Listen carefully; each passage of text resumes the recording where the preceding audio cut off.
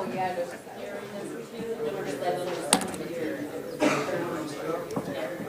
We are ready to go. I'll call the April 20th meeting of the APC to order. Roll call, please. Jackson Bogan. Present. Larry Leverins. Here. Carla Snodgrass. Gary Schroeder. Present. Jerry Reynolds. Present. Greg Jones. Greg Jones. Bob Metzger. Diana Looper. Vicki Pearl. present. Michelle Dennis. Tom Murtaugh. Present. Perry Brown. Tracy Brown. Present. Jason Dumkowski. Jason Dumkowski. Lisa Dullum. Here. Kathy Parker. Here. Jody Hamilton. Present. Quorum present. Thank you. Briefing session. Thank you, Mr. Chair. The petitioner for S-5065 Sterrett Acres has requested a continuance to the May 4th Executive Committee meeting in order to complete necessary soil testing, and the petitioner for Z-2854 Newcastle Holding LLC has requested a continuance to the May 18th APC public hearing. Also, a late arriving issue, Z-2847, that's West Heights condos. The petitioner failed to achieve the required public notice.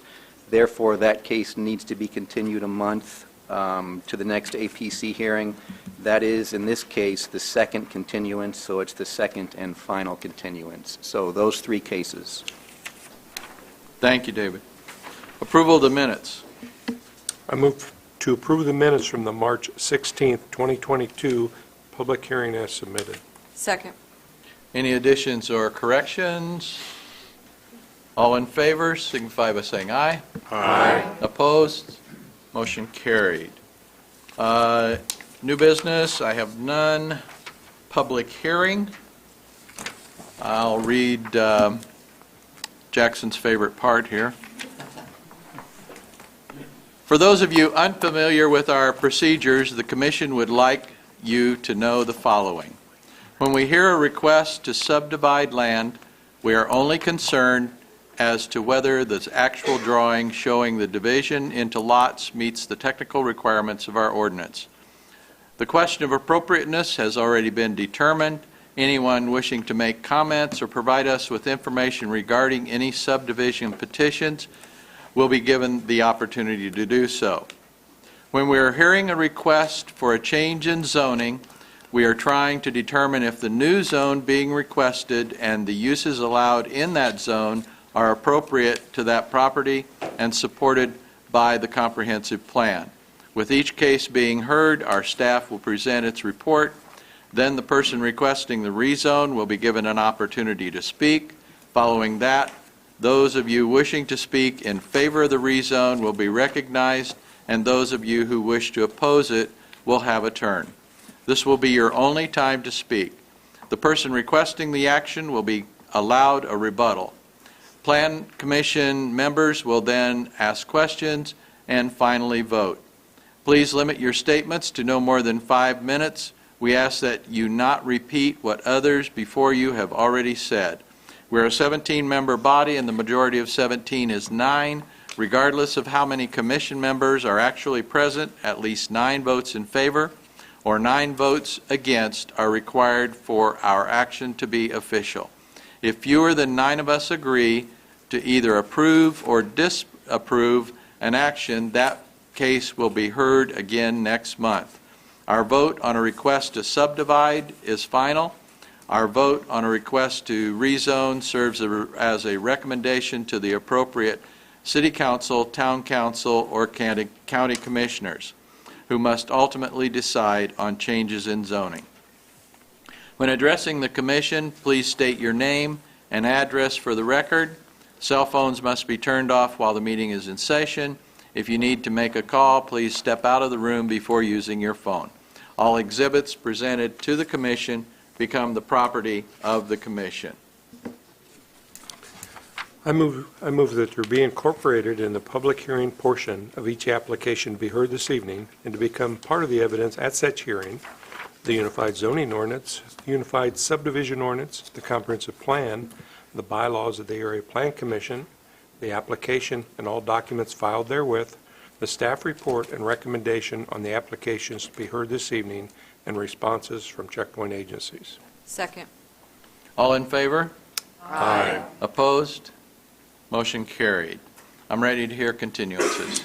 I move to continue S. 5065 Starrett Acres minor sketch to the May 4th Executive Committee meeting at petitioner's request in order to complete the necessary soil testing. And I move to continue Z 2854 Newcastle Holdings LLC A to I3 and Z 2847 Tippecanoe Acquisitions LLC West Heights Condominium R1 to PDRS to the May 18th, 2022 Area Plan Public Hearing meeting because the required published notice was not achieved. Second. All those in favor? Aye. Opposed? I'm going to interject here at this point. Like to welcome Dr. Steinhardt's class, agronomy class. Thanks for being here. We'll see how this meeting goes. We've got quite a bit to go this evening, but I'm sure we'll be happy to answer any questions after the meeting for any of your students who are welcome. Wonderful. Thanks so much. Amendments. I move to hear and vote on UZO Amendment 103-A. Second. David. Mr. Chair, I would like to note real quickly, because nobody moved after the briefing session, that if anyone is here for Z2847, that is the rezoning at the intersection of Klondike and Cumberland, that has been continued and will not be heard this month. You can contact our office with any questions, but we don't want you to wait for a good long time to get to it, only to find it's not going to be heard tonight. So they won't be heard. That's Klondike and Cumberland. So if you're here for that, my apologies for missing that, but if you're here for that, you're welcome to leave at this time if you'd like.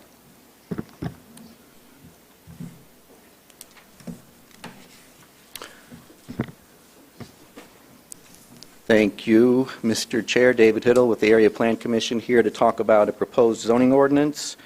This is UZO Amendment number 103-A.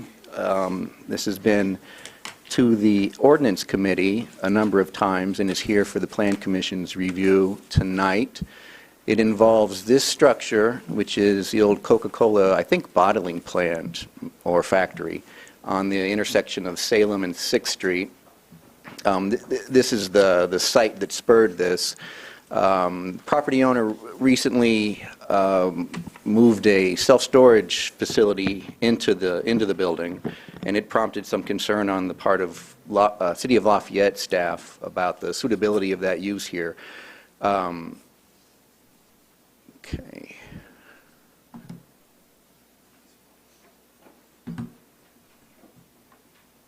Can you push me forward? Thanks. This isn't doing anything. So it is a use allowed by right in the I-1 district, which is what the site is zoned. You can see here along the bottom is a self-storage warehouse line item, and then it shows the various districts where it's permitted by right or by special exception. The P at the intersection of I-1 and self-storage indicates that it's permitted by right. Lafayette approached us concerned that that's the case for self-storage warehouses, and in particular in this area, which is in the old part of Lafayette. It's kind of on the fringe of downtown, and for a number of reasons. There we go. There's a desire to locate these types of uses where, in particular, there's very little employment, if any, a great deal of land involved, and a pretty limited number of customers. They're more appropriate on the fringe, the outer areas of town where you have a lot of vacant big box stores and things like that. They're not as appropriate where there's anticipated, higher density residential, higher employment generators, bars, restaurants, kind of more lively and vibrant uses in downtown. So it was brought to our attention. We brought it, as is our custom, to the administrative officers meeting where we gather staff from Lafayette, West Lafayette, the building commission, and our staff, and talk about potential solutions for a variety of problems. Sometimes they're ordinance related, sometimes they're not. And what we came up with was brought then to the ordinance committee, which was the idea that we could simply prohibit self-storage warehouses within the urbanized Seward area. And this is a map of the urbanized Seward area. We used it because it's in the zoning ordinance already, and it's pretty much a perfect replication of the area that was built before World War II. So it's old Lafayette, essentially. It's kind of the area that we want to protect from these uses that don't necessarily fit there. At that ordinance committee meeting, it was discussed and recommended that instead of prohibiting it in the urbanized Seward area, that instead it be required to obtain a special exception. I think that was a very good idea. Otherwise, there would be no potential relief for the property owner. They would literally just have no recourse other than to rezone a site to allow for a self-storage warehouse. And this is probably a better approach to allow for the special exception, so that it would have to go through the BZA at least for a look.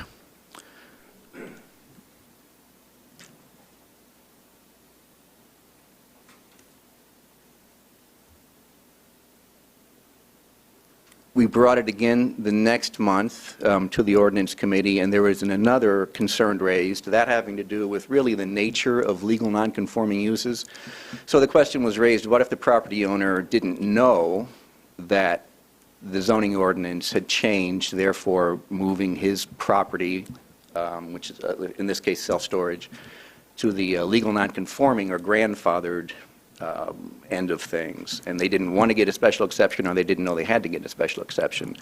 And the concern there, legal nonconforming use is directed by state code, and it says that when you own a site and your use is legal, and then the ordinance is amended in a manner that makes your use not legal, you're still good, you're grandfathered, and you can continue to operate your use into perpetuity as long as you don't expand it, as long as you don't abandon the site, and they define abandonment as leaving it fallow for a year or more, and as long as the property is not more than 50% destroyed, also not changed, meaning if you do move a legal use in there, then your grandfathered status for the illegal use is gone.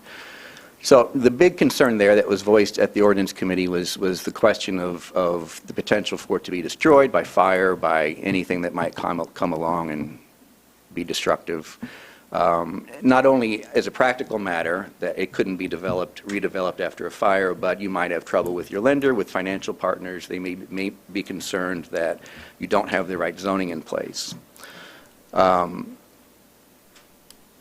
So at that ordinance committee meeting, it was recommended that they take the original language but add this red caveat at the end, which would say it would be permitted in the Seward area, as long as there's a special exception, except for those businesses that have already received an improvement location permit at the time of the adoption of this amendment, which will continue to operate in a by right status but would not be allowed to further expand the use without first obtaining a special exception. And we have some concerns with that. In our opinion, it distorts the state-defined legal nonconforming use code. It's confusing and a little bit unwieldy. I think adding a little bit more confusion and unwieldiness to an ordinance that's already got plenty of that.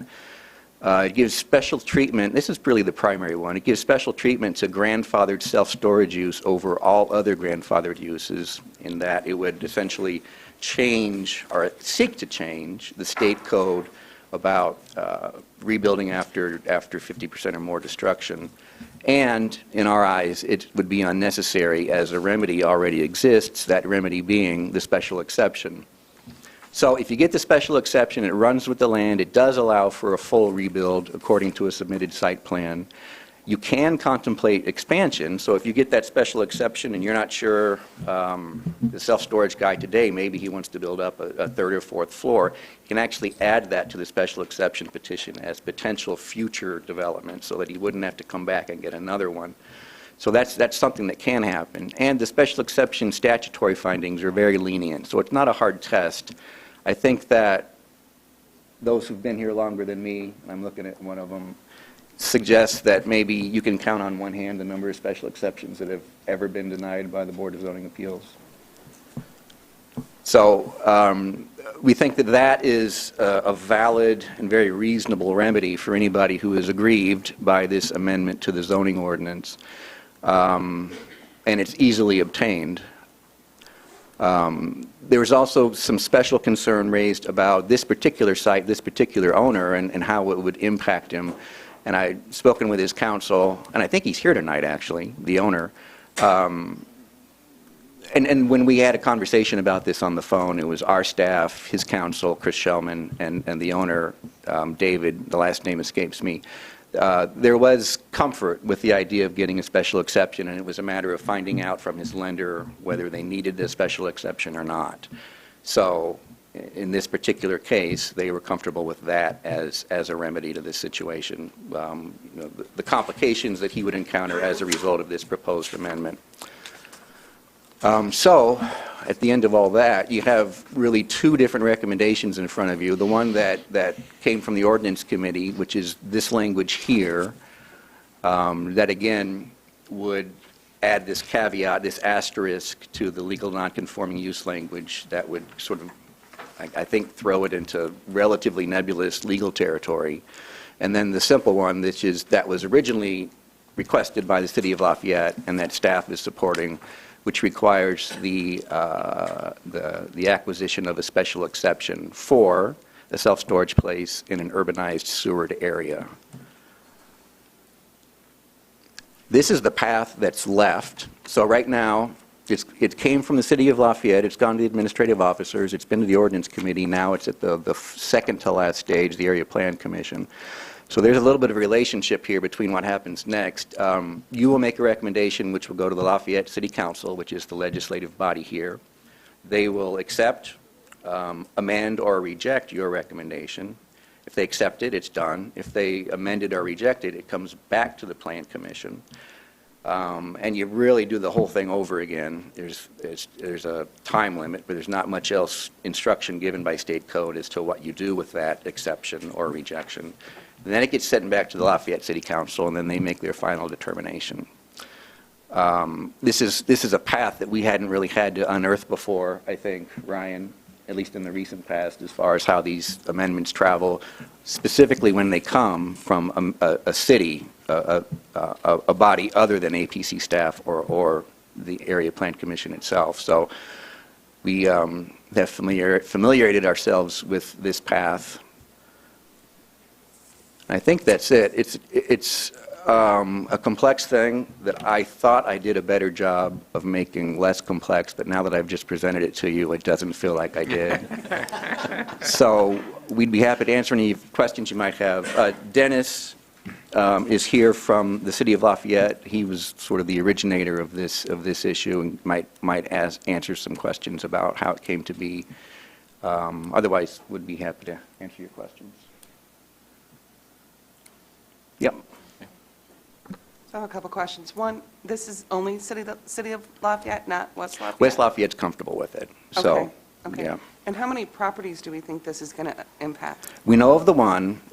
We became aware of a second existing self-storage facility in Lafayette. I think it was on the south side, not far south, obviously, but in the mapped area. So there's two that we know of, and there's none in the mapped area of West Lafayette, and they're comfortable with the idea of requiring a special exception for any that want to move in.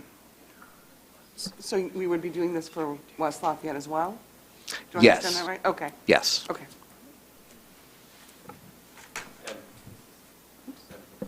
There are also urban Seward areas for the towns, and Stockwell actually has one, so an unincorporated town has one. But there are no storage facilities in them, so they don't have any skin in the game like West Lafayette, so. Thanks, Ryan. Sorry, been a while. Wasn't there a map that this would be used for?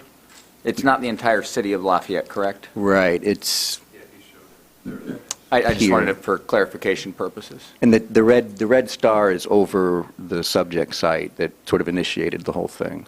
Thank you. There is then a map, I didn't include it here, but there is a map in West Lafayette. Their old urbanized Seward area, as mapped in the zoning ordinance, is quite a bit smaller, but again, they said they're comfortable with it. If there's interest, we could bring up the zoning ordinance, and if you want to see the rest of the maps, just let I us know. guess I'm confused when it went to ordinance that no other districts were discussed. I thought we were focused on this specific map. No, it would be in all of the urbanized Seward area maps, right? Obviously, more of Lafayette is Seward than this, but this is an existing map in the zoning ordinance, and so it's most convenient to use it. That was going to be my question, and I think you explained it, that yes, it needs to go to the city of Lafayette, but then as an amendment to the UZA, it's going to have to be approved by the other entities, correct? Yeah, state code is very, very descriptive about this. So it would go ultimately to the legislative bodies. They would either ignore it, in which case it's approved automatically. They would approve it as it stands, or they would reject it, in which case it would be applicable only to the area where it was approved. So since we didn't discuss the other areas, we don't actually know how many properties it would affect. Well, no, there are no self-storage properties in the other mapped urban Seward areas. Right. And we're not actually, we think there's two, but there could be others. It was discussed as two, but that wasn't. Yeah, We're to the best we can tell, there's two. That's from everybody in the AO's group putting their heads together and then doing Google searches to see what's out there.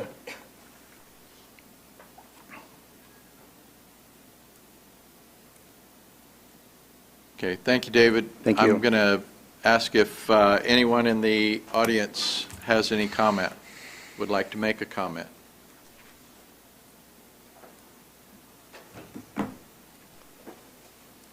Good evening, Dennis Carson, Economic Development Director of the City of Lafayette. I believe Director Hiddle explained everything very well.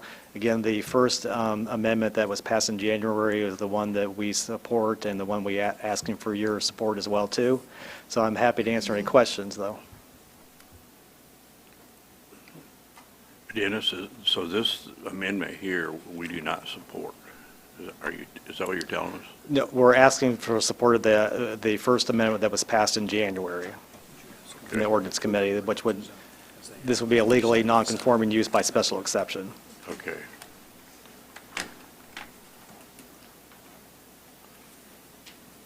Okay. So this one Ken. basically changes the one we passed in January. Can you put up the two ordinances side by side, or? Actually, the actual ordinance is in your packet.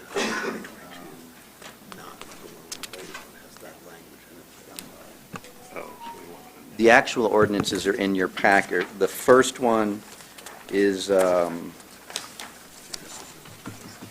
well, that's what I the was one thinking. proposed by staff, and then the second one, there's no page numbers, I'm sorry, but it's about So are we page, voting on this, or are we voting? if you go in your packet to this issue, it's at the end of it. Yeah, there's 4 and 5, but that's not master. Right, that's, So those are the two. And that's, And the difference is just the caveat that the ordinance committee recommended. See, that's staff's. It just, all we would do is say that there has to be a special exception for those in the Seward area. And then this is the one that the ordinance committee recommended.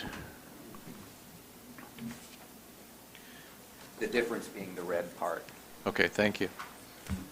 Anyone else in the audience would like to speak for or against, or yes, so it says we comment at all on this? By approving this, by approving. I have a question, Okay. All right, go ahead. if you're done. Yep. Just a question, since the ordinance committee recommended for approval to the Plan Commission, what was put on the floor was the UZO Amendment 130-A, April 2022. Would that be correct? That is, Because the other one was never recommended for approval. yes, I agree Okay. that is the one that would be recommended from, That's on the floor today that we're voting. that is on the Right. floor, and it's as recommended by your ordinance committee. Thank you. So basically, the yellow ballot is going to vote the Amendment 130A from April of 2022 either up or down. That is correct. Yes. So we are not taking any action whatsoever on the other one?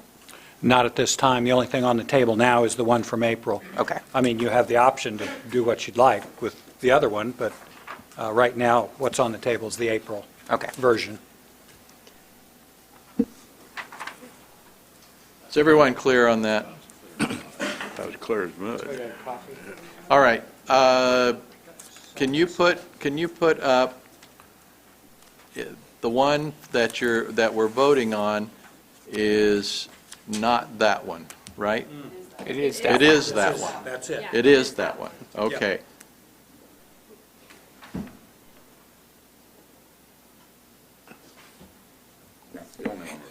That is correct. And just for further explanation, the option that the ordinance committee recommended back in January is the black lettering, the small lettering, and then the change was the red lettering. So you're seeing both of them there on one screen. Eric, perhaps you could explain procedurally what could happen at city council with this package, as Well- with respect to amendments and things being Right. kicked back and so forth. And I think the APC is well aware of the fact that all of its processes in these cases are recommendations, period.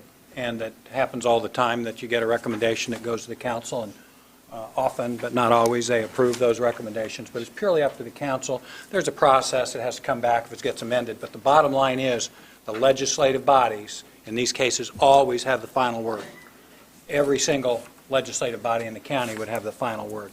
So whatever you pass is just a recommendation.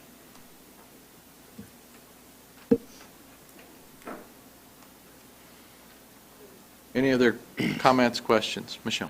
But if we don't approve the one that we're voting on, then what happens? Does anything go to city council, or does it go back to the... Well, they have put it forward to you. This is from the city of Lafayette, and so it can go both ways. You can initiate and send it to a legislative body, which you have not done here, or they can turn around and they can send it to you. And so that's what they have done in this particular case, is they have said, we're going to want to make a change. This is what we want to do. What do you think? And now this is your what do you think time to give them your belief about what should happen. And just on this version? Whatever you send, yeah, whatever you send. And this is the only one that's before you now, which is all the words up there, both in the black and the red. If we vote this down, for example, can someone amend or put the other version on the table tonight? Yeah, you have the option to make any kind of amendments that you'd like. I just turned it off, sorry. You've got the option to make any kind of amendments that you'd like. Remember, you've received it and they're looking for your advice. And so if this version goes away and you want to bring something else up, you have the power to do that. Usually you put it through the ordinance committee, but this is the body that decides whether something goes to the ordinance committee. You're in charge of your own ordinance committee, and you can do or not do as you choose. Okay, I'm just trying to put all of our options on the Sure. table so we know, yeah. This clear as mud? Clear as mud. And I just want to make sure I understand. Dennis Carson's recommendation is what would be, what is staff's recommendation? What are you My asking for? Yeah, my recommendation is not in support of what you see up here on the screen. I would appreciate that being voted down. Yes. Thank you. Right. We're coordinating in that regard, so our recommendation is everything but the red. Yeah. Yeah, we support city staff's opinion. Okay. Any other comments or questions from the board? Do we understand what we're doing? All right. If you do, or if you don't, you have a yellow ballot in front of you, all right? Okay.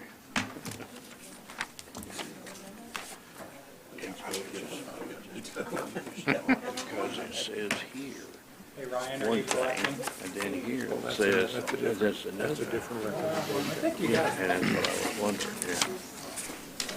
yeah. Okay, that's, doesn't make, okay. I passed mine around. Yeah. Legislative bodies. What if we don't get 7 votes? Okay, so it doesn't come back.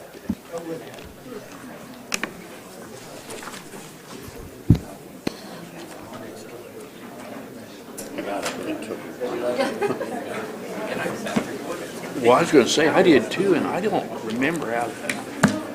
Staff your ordinance committee, you don't remember this? Yeah, well, I remember it, but it did, I don't Wasn't understand. that confusing? It wasn't that confusing. Yeah, we did. Most people do. Hours.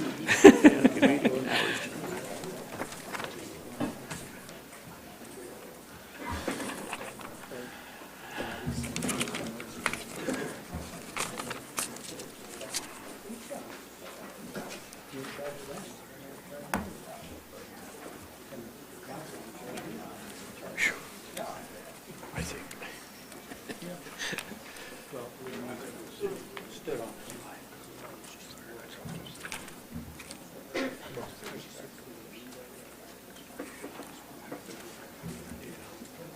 $15 ballots, is that? I didn't hear you. We have 15 ballots, is that Yes. everybody? Should be. Okay. 15 ballots cast, 2 yes and 13 no. With that in mind, I'd move that we send this issue back to the ordinance committee for further discussion. Second? Second, sorry. No. No. No. Got to send it. No, I'm saying doesn't it automatically go to city council? Oh, does it go? Yeah, it goes, from the Plan Commission, it goes to City Council. Yeah. Okay. The one that But we goes, don't, but the one that goes is the one that we voted on, the April 2022. Yeah, you voted on this, so now That your one- okay, recommendation so will go to We'll go them. with a negative recommendation. Okay. Right, right. We'll sort out the And rest. so then the city council I got can it. send it Thank back you, to Council. us, or send it back to this committee. Yes, they can, or they can accept it. Okay. They thank can you. reject it, they can amend it, they can accept it. Okay, thank you. okay. Okay. Very good. All right, since we got through that one. Yes, what? Oh, we didn't, we have a motion and a second on the floor. Can I withdraw my motion? Of course. I move to withdraw my motion. Thank you. Okay. Wow. We got that. And the meeting's just begun. Yeah. Now we took a half an hour. No. Ready for discussion? I am ready for subdivisions. We are. Get the easy stuff, yeah.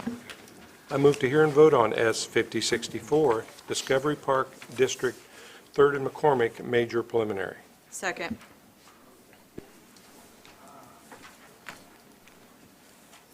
David?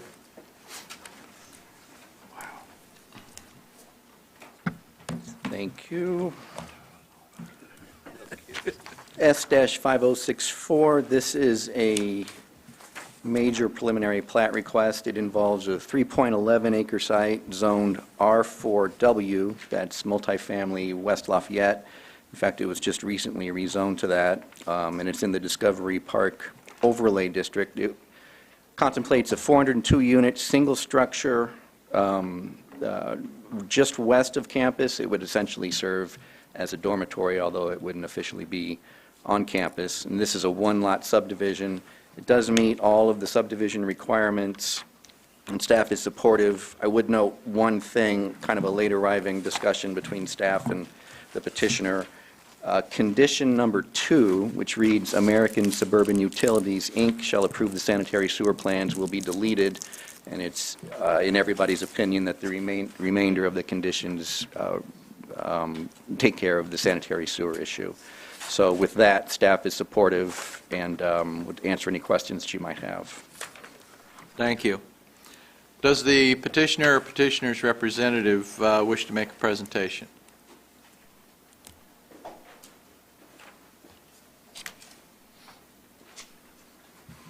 Hello, Jeremy Slater. I am Vice President of Capital Projects and Facilities for the Purdue Research Foundation, and I am the petitioner.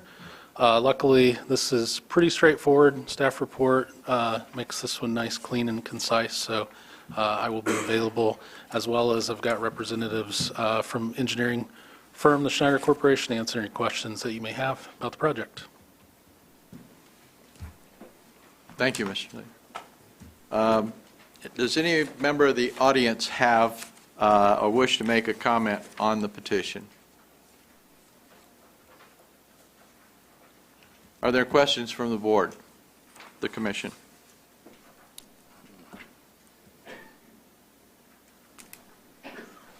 Hearing none, you have a white ballot, and they are requesting bonding.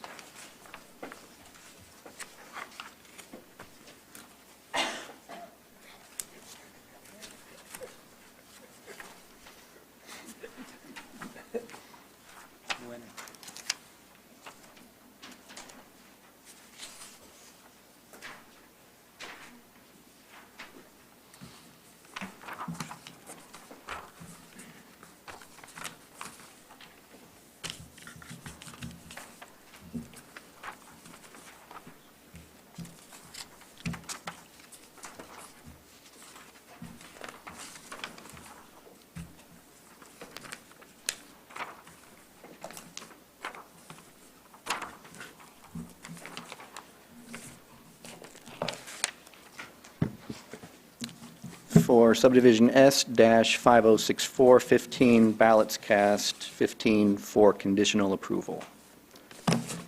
Also 15 in approval of the bond. Thank you.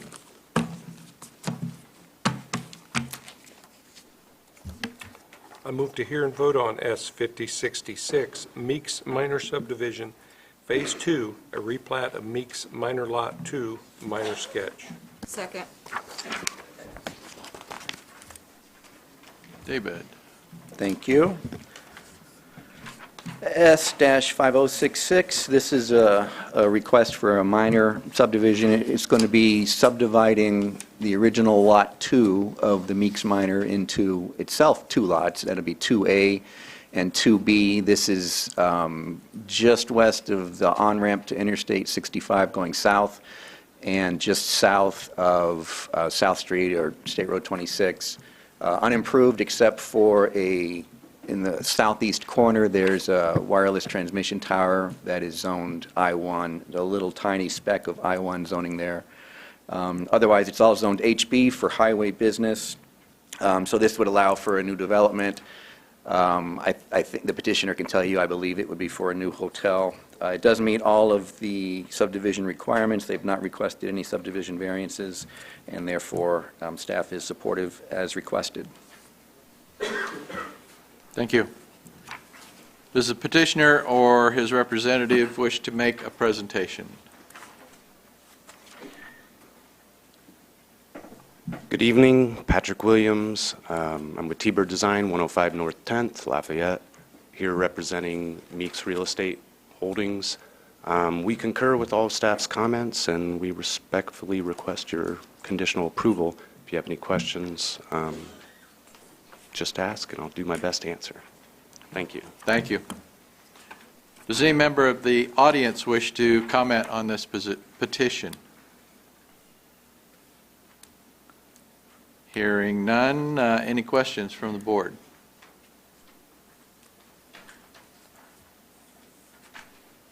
Hearing none, you have a white ballot.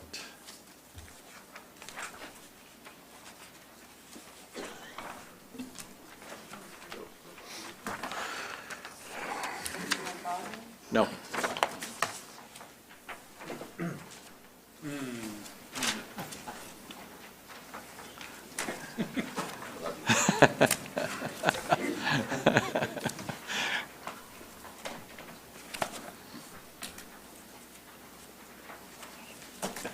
Thank you.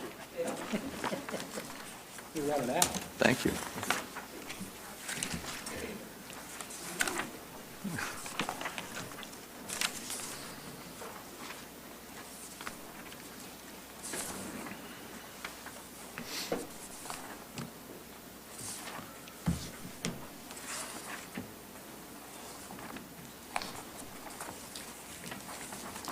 $14 ballots cast, all four, I'm sorry, 15 ballots cast, all 15 ballots for conditional approval of S-5066.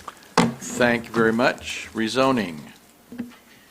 I move to hear and vote on Z 2846, Benito Munoz, AA to A.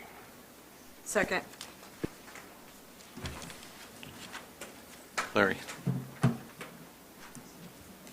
Good evening. We're looking here at the Benito Munoz case, which is a continuance from last month. The property is currently zoned AA. All surrounding property is zoned A. Petitioner is rezoning 25 acres in order to be able to apply for a special exception to make a... Larry, could you speak up just a little bit? Oh, yes, sir. In order to make a... Thank you. Existing rodeo concert venue conforming. This rezone is the result of a complaint from neighbors. The petitioner has been hosting rodeos and concerts on site. At a meeting, staff outlined the steps necessary to receive approval to continue to have these uses. This would be the first step in doing that. The second step, which staff would outline in details the actual use, would be the special exception. This site has been used as a horse farm for 40 to 50 years. Those uses are not permitted in the AA zone. Staff is recommending approval change to the AA zone because that use to be conforming would need to be located in the AA zone. Again, our recommendation is just based on the zoning only. Thank you. Thank you. You have two letters to read. Okay. Does the petitioner or petitioner's representative wish to make a presentation?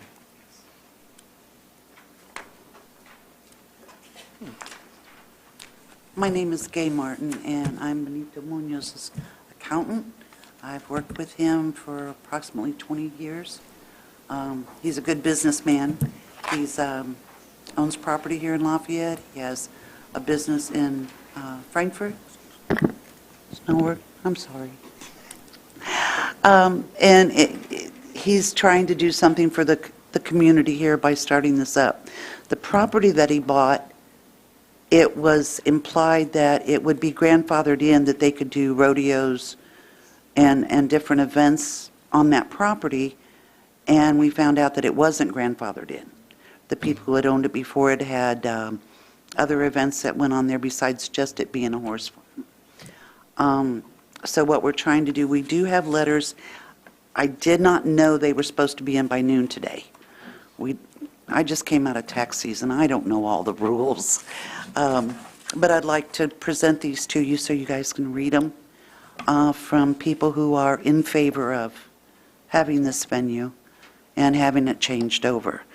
There were remarks that were made at the last meeting about the activities that were going on at the farm, and, you know, that they were illegal and nothing is further from the truth. The Sheriff's Department were out there working with Mr. Munoz and the activities.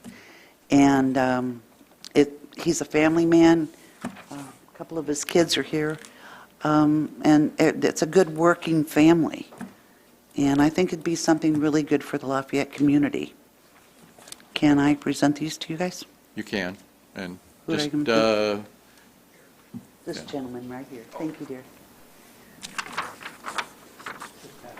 yeah. Mr. Munoz here.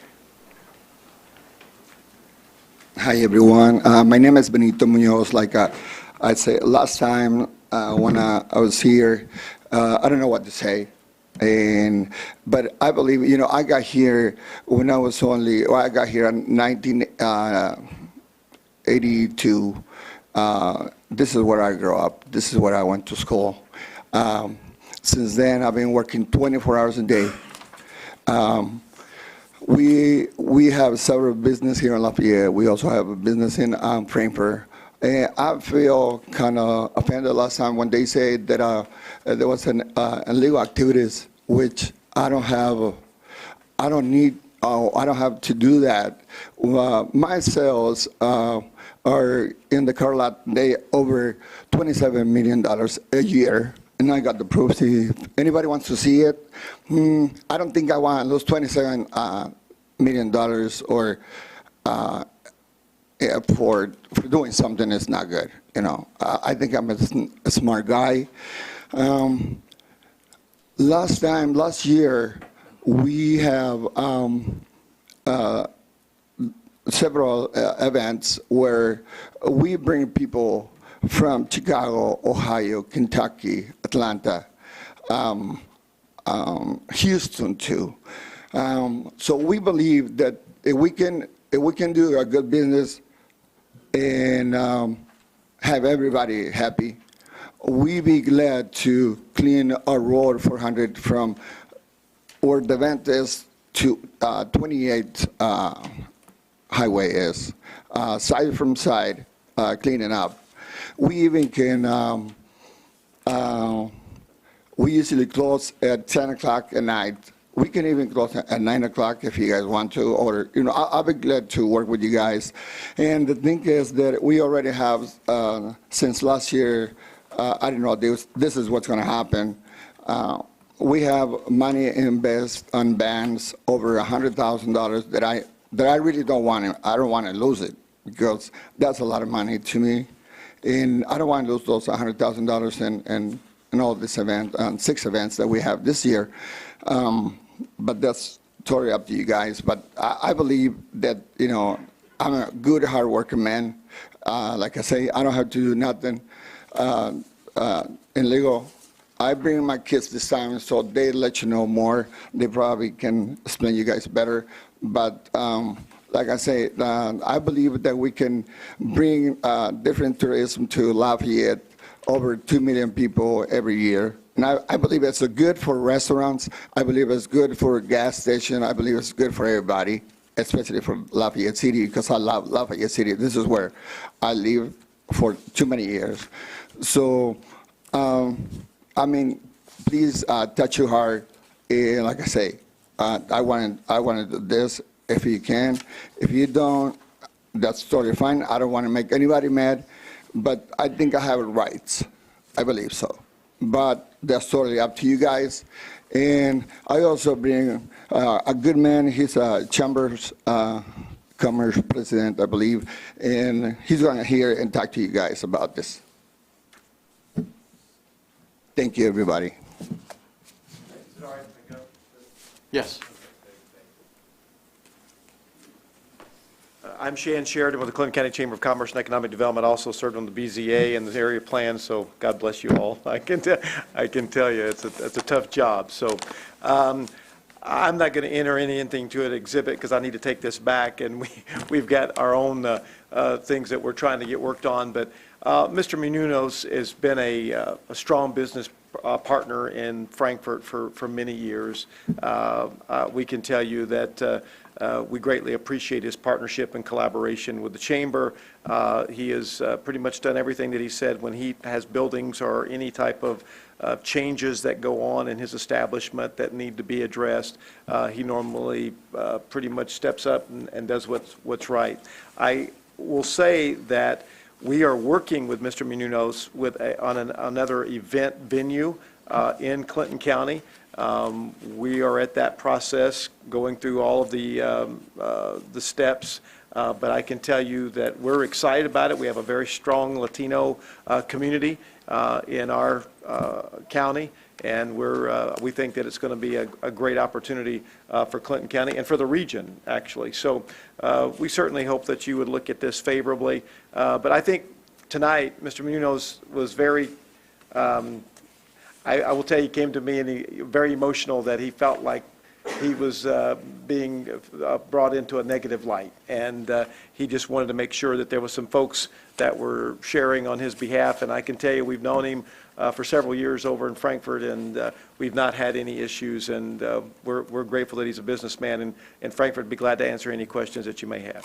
So, Thank you. thank you. Anyone else would like to speak in favor? My name is Maria Campos. I am a realtor, and I sold him the property. When we went to show it the first time, the property was in really bad shape, the house itself. He fell in love with the property, everything, the arena. We went back a second time. Then the lady showed us with tax returns how much money she was making holding these events. So we had, we were sure that he could do these events because the other lady, the previous owner, was holding these events. We saw it on her tax returns. So then he starts having events, and now now people are complaining now. Why weren't they complaining then? That's our question. Why now? The lady only came to Lafayette when she had events. We saw the mattress, the air mattress, in the living room, where she slept only when she came to Lafayette. Benito Munoz is using this property as his primary residence.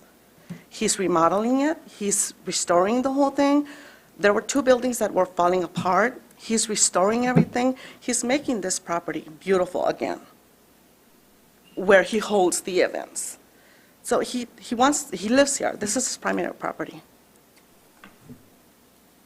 It's just not fair that they're doing this to us now. Why didn't they do it before? Why now? They left the barrels, the metal, everything. They left everything that they used for their events. He didn't have to buy anything for their events because the lady left everything for us. So please consider it. He is taking care of the property. He's not coming just for the events. He lives there. That's his primary home. Thank you. Thank you. For members of the public that are speaking, if you could sign in after you speak at this table. Thank you.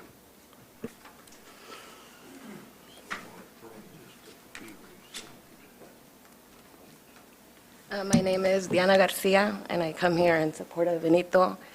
I am the owner of Garcia Insurance Agency. Could you give us your address, please? 4103 Chase Lane in Romney.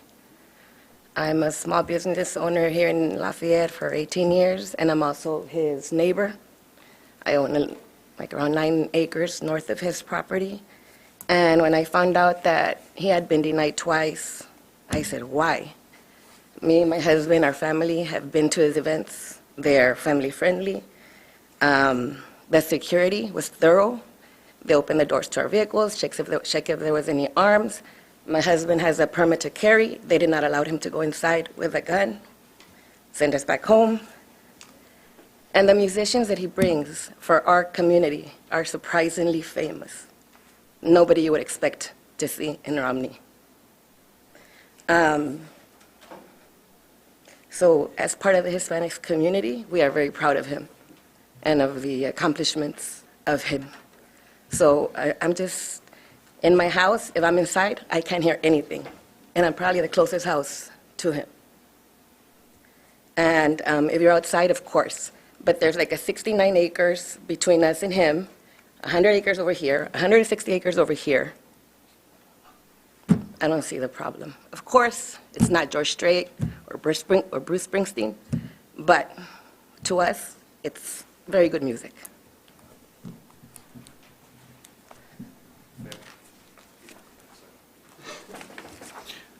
Anyone else like to speak in favor?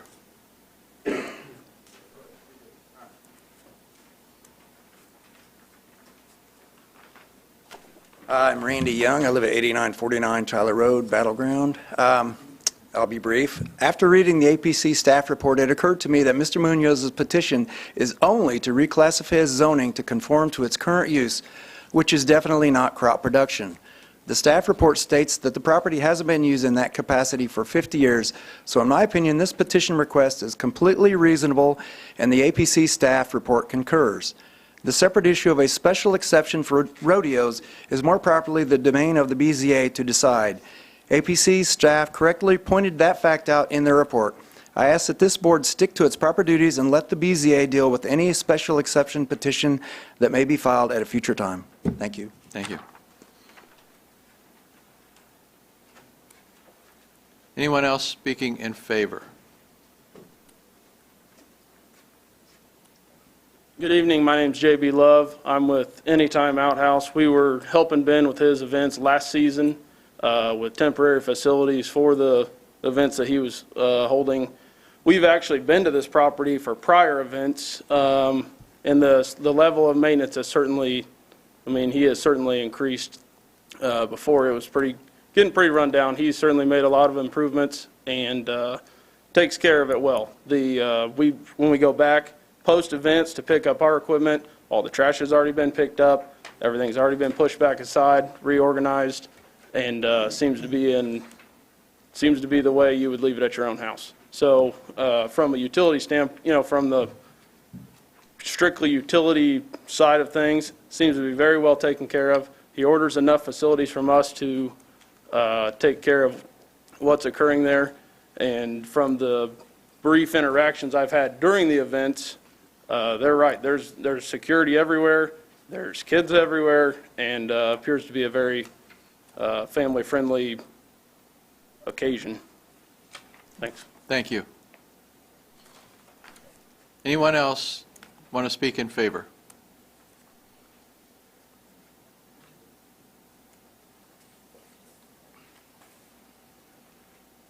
Hi, my name is Francisco Munoz. I'm from 2410 Farmington Place here in Lafayette. My dad's been here for like 30 years, like working, and yeah, like it's just something that would be fun to do, like the events. It's not like something super common. Like he doesn't have it every week. It's like only when it's warm, and we always have like the sheriffs there, so it's not like we're doing anything illegal in front of them. Like they're with us. And I think it would just be something fun to have here in Lafayette, and it would bring a little bit more of tourism, especially over there in Romney.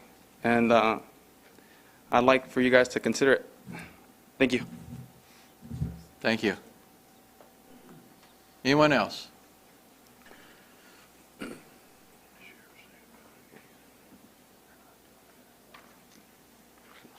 Good evening. I'm Tanner Lewis. My address is 3600 East, County Line Road South, Romney, Indiana, 1 mile away.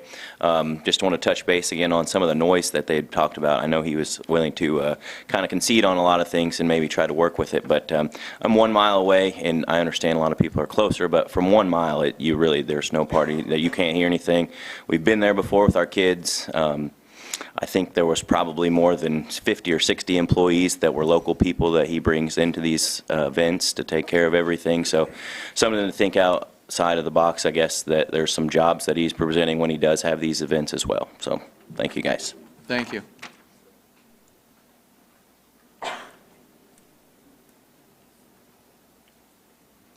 Hi, I'm Miguel Munoz. I live with my brother, 2410 Farmington Place. I'm his youngest. And ever since I was a kid, I've gone to these events, and they're a lot of fun. I think since he's been here, the Hispanic community has grown, and with that, so has a culture, and I think this is kind of a celebration of that. And also, it brings some revenue in for the city. and I'd like for you guys to consider it. He works very hard. Ever since I was a kid, you know, he's always working on something. He's got a dealership, he's got this, he's got his band. Hard-working man, and yeah, that's it. Thank you. Thank you.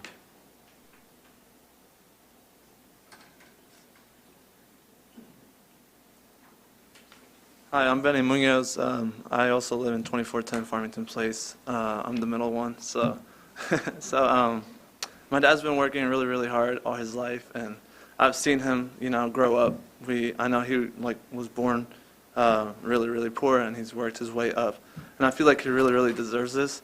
And yeah, I mean, me as his son, I also kind of find it offensive when people think we do illegal stuff because, you know, me and my brothers, we don't like to do any drugs. We don't like to smoke weed. We don't like to drink. We just like playing video games, working with my dad and playing basketball. So, and seeing my dad work as hard as he does, I feel like he deserves an opportunity for this.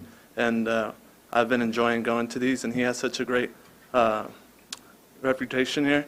And I don't think he wants to mess that up because he's been working here, and he, like he said, he owns a lot of businesses, and you know, the dealership is where he makes most of the money. So he obviously does this for fun, and we love going to this. I have family friends who go to these, and they enjoy them. And yeah, I think he deserves this opportunity. So thank you, guys. Thank you. Anyone else? Anyone speaking against this rezone? My name's Chris Bowers, and I have lived on Chase Lane for 12 years. So I've been there through both owners. There's been a couple of them. And the events that were held prior to what's happening now were just barrel races and stuff like that. There were no huge concerts going on. I had a foster daughter who worked at the horse farm and took riding lessons there, and we actually love the horse farm and the events that they have there, but the concerts have disrupted the quiet country living in ways that we could not imagine. My windows shake from the vibration of the music, and my son can't sleep because it's so loud. It goes on all day Saturday, all day Sunday till 11 p.m. My son is supposed to go to bed at 8:30, and he can't fall asleep. When he finally does fall asleep, then the gunfire starts, and he's up again, and he's scared. I've also had a case of beer dumped in my front flower bed. I deal with kids every day at Mayflower that suffer from trauma from living in unsafe neighborhoods. I don't want my son to have to deal with that.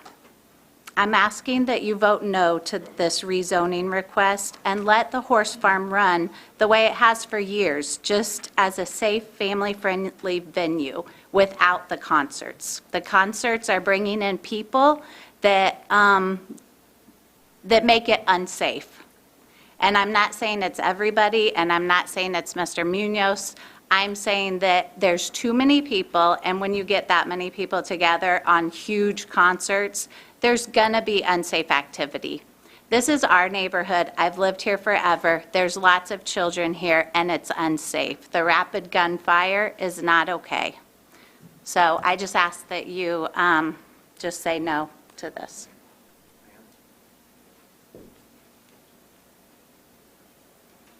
Anyone else wishing to speak against?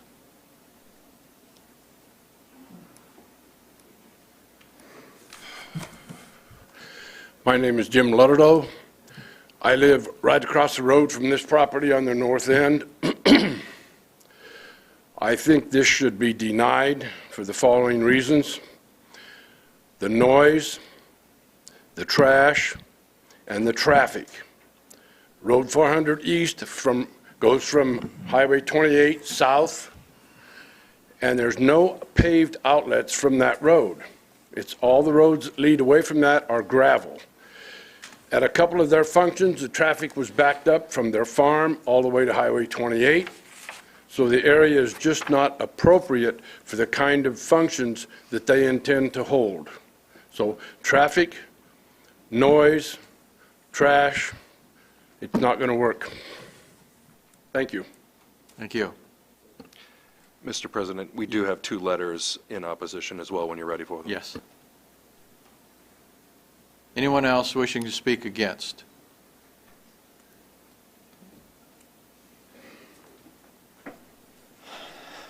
Hi, my name is Rob Beck. I live at 12431 South 400 East, approximately half a mile or so north of this property here. I've only lived there about 3 years. I live there with my wife and 2 sons who are 7 and 3. I've never been to an event there. I will say the property is very beautiful. We've walked past it numerous times. I have no problem with the horse farm. I think it's really exciting to have, some new investment there. However, when they began having these events, and I was around previously when the farm was Foxton Farms. I never heard for that about 2 years or so, a year and a half, 2 years. I never heard anything from the farm. But last year when these events started, the noise is incredibly loud. Like my neighbor said, my windows have also shaked late at night. Wasn't really overly concerned about it until it started happening on Sunday nights when my children have to go to school the following day. And I have had, I don't live on Chase Lane, which is the lane that comes off of 400. I actually live on 400. And I have had after these events, I can't speak to anything that happens during the event. I've never been to one. But what I can say is that I have had drag racing outside my house. I've had gunfire from moving vehicles outside my house. I've had tremendous amounts of litter on my property and down the road. So for those reasons, like I said last month, I wish Mr. Munoz the best of luck with the operation of his horse farm, but I'd be negligent as a father if I didn't get up here and speak to advocate for my family. So I ask that you also deny. Thank you. Thank you. Anyone else wishing to speak against? Would the petitioner like to rebut any of this? You want the letters first? Oh, I'm sorry. Let's do letters first. There's just 2 letters. Okay, the first is from Mary and Ted Springer of 46896 State Road 28 East Lafayette. I'm writing to urge you to vote no on the rezoning request by Mr. Munoz to put a rodeo and concert venue in our neighborhood. We live 2 miles north and a half mile east of Mr. Munoz's land. We very plainly hear the music from his unsanctioned parties. It comes directly through the trees and neighborhood. I hate to think of the disturbance this causes the people who live closer than we do. I also hate to think of how much worse it will be when sanctioned by you. Our community is a quiet farm neighborhood, not a business community where you expect noise and traffic. We do not want the megaphone noise from the rodeo, loud music, traffic, trash that comes with a venue such as this. We have a perfectly good concert venue in Tippecanoe County that sits unused, the amphitheater on State Road 43. If Mr. Munoz is serious in his thoughts of bringing money into the county, then the amphitheater would be great for that. Plenty of room to park, plenty of room for a rodeo concert that is right off the interstate and is available. Please suggest that to him. Next is from Janie and Andrew Summer. Do we have an address? Oh, there it is. 4102 Chase Lane, Romney. My name is Janie Summer. My husband and I bought a house on Chase Lane in Romney. We were not aware of the potential concert venue when we bought. We were informed by our neighbors, and then I saw the article. I wanted to write and have our names on the petition to object to this rezoning. We live in a subdivision for years before finding our dream home in the country and have the quiet. My children have loved the quiet and easygoing lifestyle. They go to bed and sleep better at night due to the quiet. We love the easy, quiet life. The venue would open the area up to more traffic, noise, potential crime, etc. I don't think I need to tell you what this could do to our way of life. So I will conclude this with think about us who have chosen to live in the quiet country to raise our children with a simpler life. Please do not let this happen. Thank you. Thank you, Ryan. Mr. Munoz? Okay. I've listened to the statements from the last time and now this time of the letters that were written and of what have been said. None of the people contacted Mr. Munoz when it first happened to say, hey, can you keep the noise down? They weren't as neighborly. Therefore, he did not know that he was bothering him. And until this planning came up, nobody said anything to him. And I've lived all over Lafayette, and every neighborhood I've lived in, as neighbors, if something was going on, we'd say, hey, you know, it got a little loud over there, can you calm it down? Or your kids are running in my yard and tearing up my shrubs, whatever. So I think some of the things that are being said should be taken with a grain of salt as to as bad as they really think it is. And that's basically all I have to say on the rebuttal of that. Okay, thank you.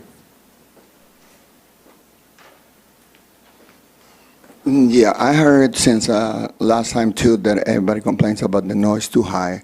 There is some decimal meters that we can always use, and I wish they told me before. One of my neighbors, I don't care. I'm here to work with my neighbors, and we can use decimal meters so we can turn it down.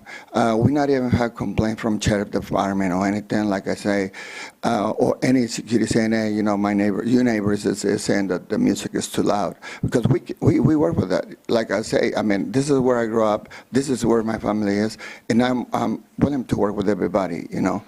So I know that she said there was a shotgun. I don't know if she got proofs or not, but I never heard no shots or anybody.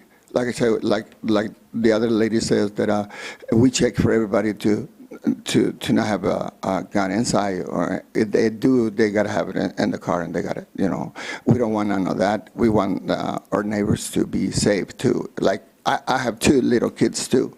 One is 4, the other one is 6, and I don't want nothing to happen to them. Like I don't want nothing to happen to my neighbors, because I love my neighbors too, you know.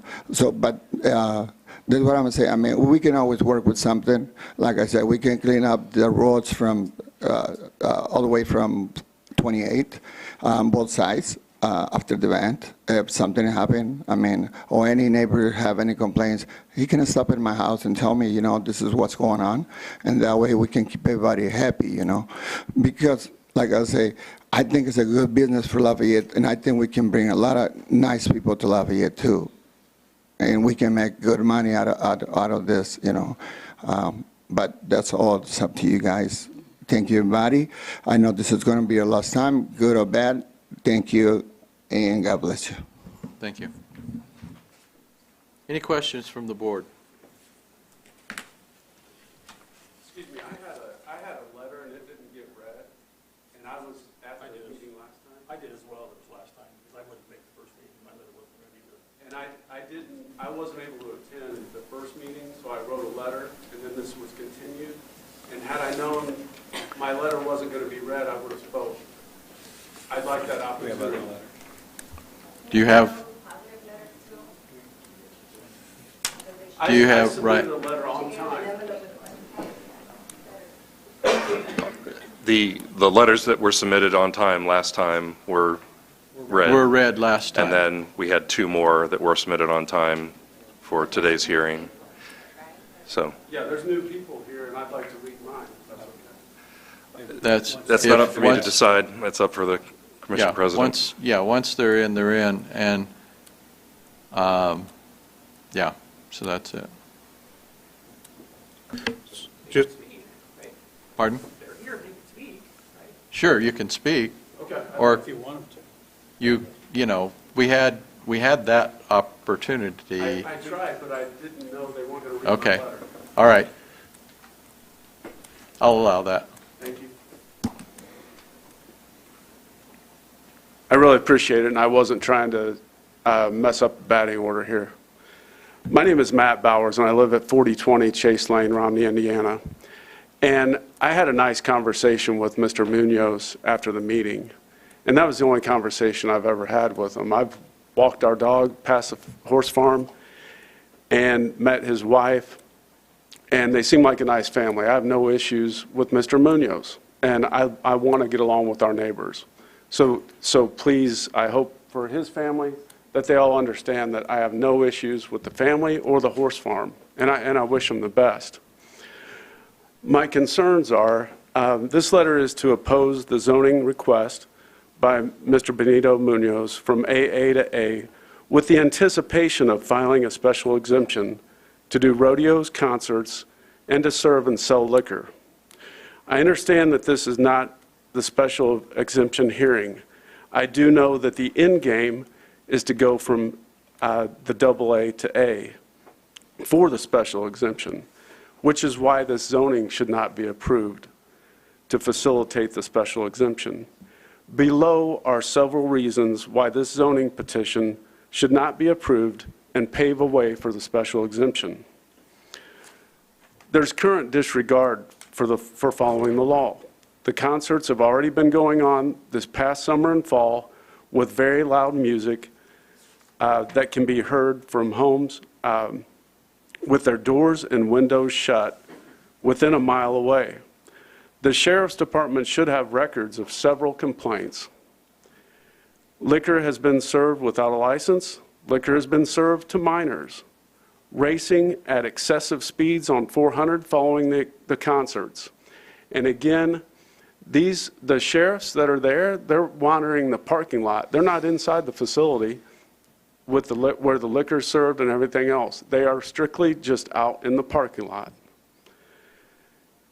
There's guns fired late at night with no knowledge and safe visual downrange concerns of the targets that can't be seen at night. So nothing wrong with shooting during the day when you're out in the country and you can safely see downrange, you can see your target to prevent an accidental shooting. You know, heaven forbid our dog runs away and some kid has to go find it in the dark behind that property and they get shot because people are just shooting off semi-automatics like crazy at night. Okay, so there's nothing wrong during the day. But if you can't see your target behind you or in the dark, totally unacceptable. Excessive litter all along 400, from the horse farm all the way to State Road 28. Beer bottles, cans, empty cases following the concerts. Concerts are also on Sunday nights. They're loud and late on children's school nights.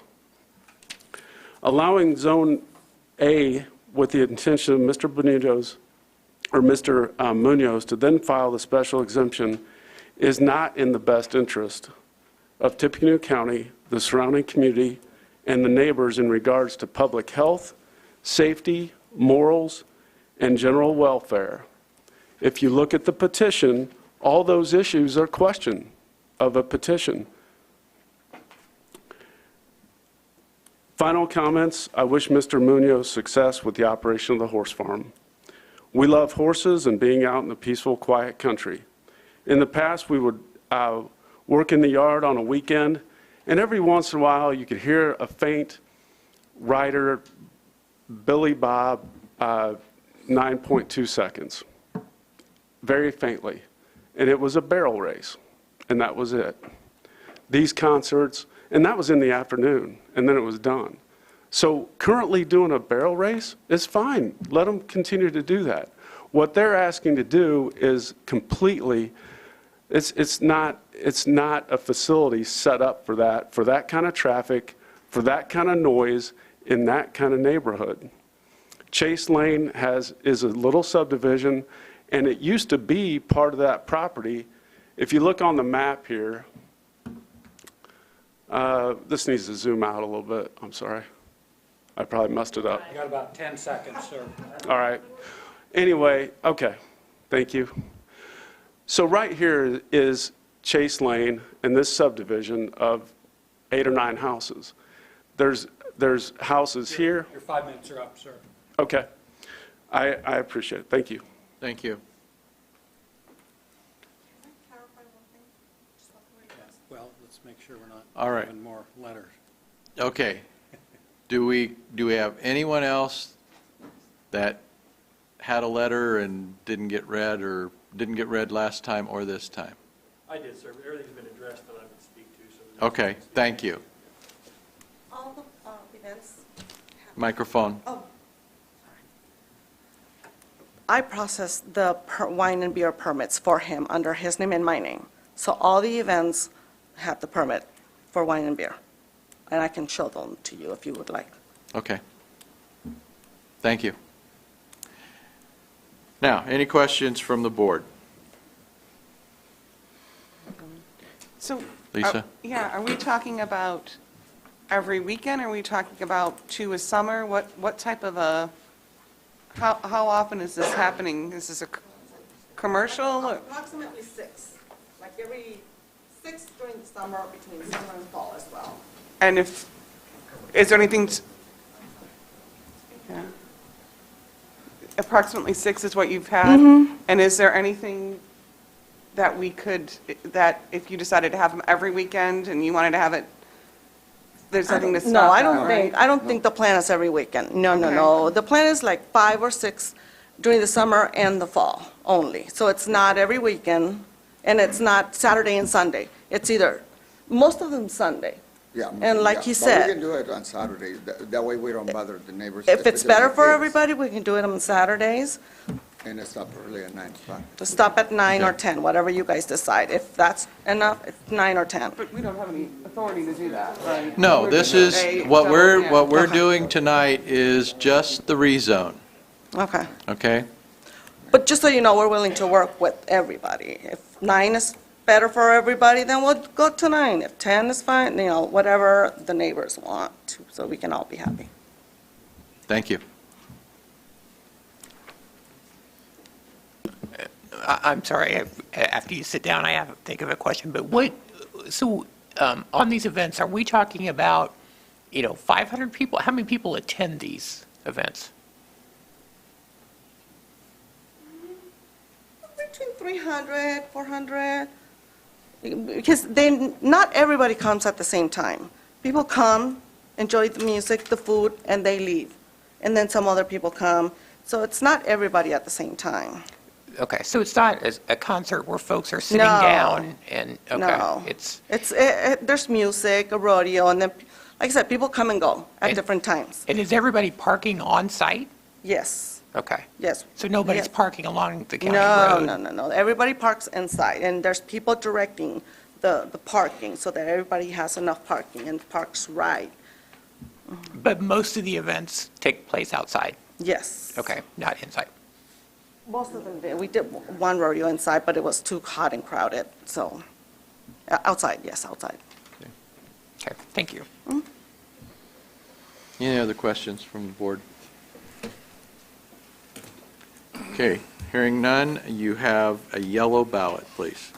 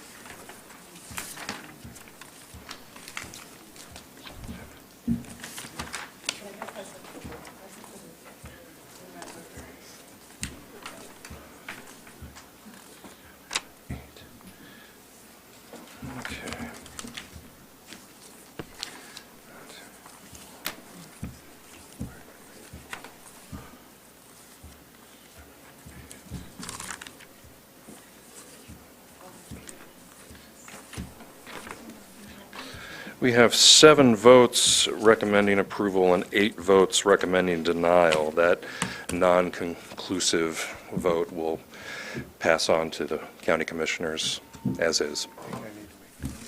Yeah. Because we've already Yes. used up our continuance. Yes. I move that we send that case, Z 2846, to the county commissioners without a recommendation.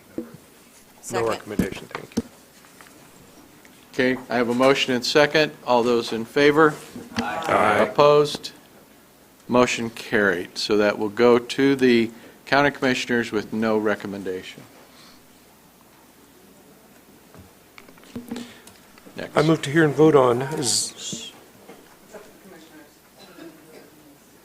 I move to hear and vote on Z 2849, Subtext Acquisitions LLC, Brant Stiles, Verve, West Lafayette PD, R3W, and PDRS to PDMX. Second.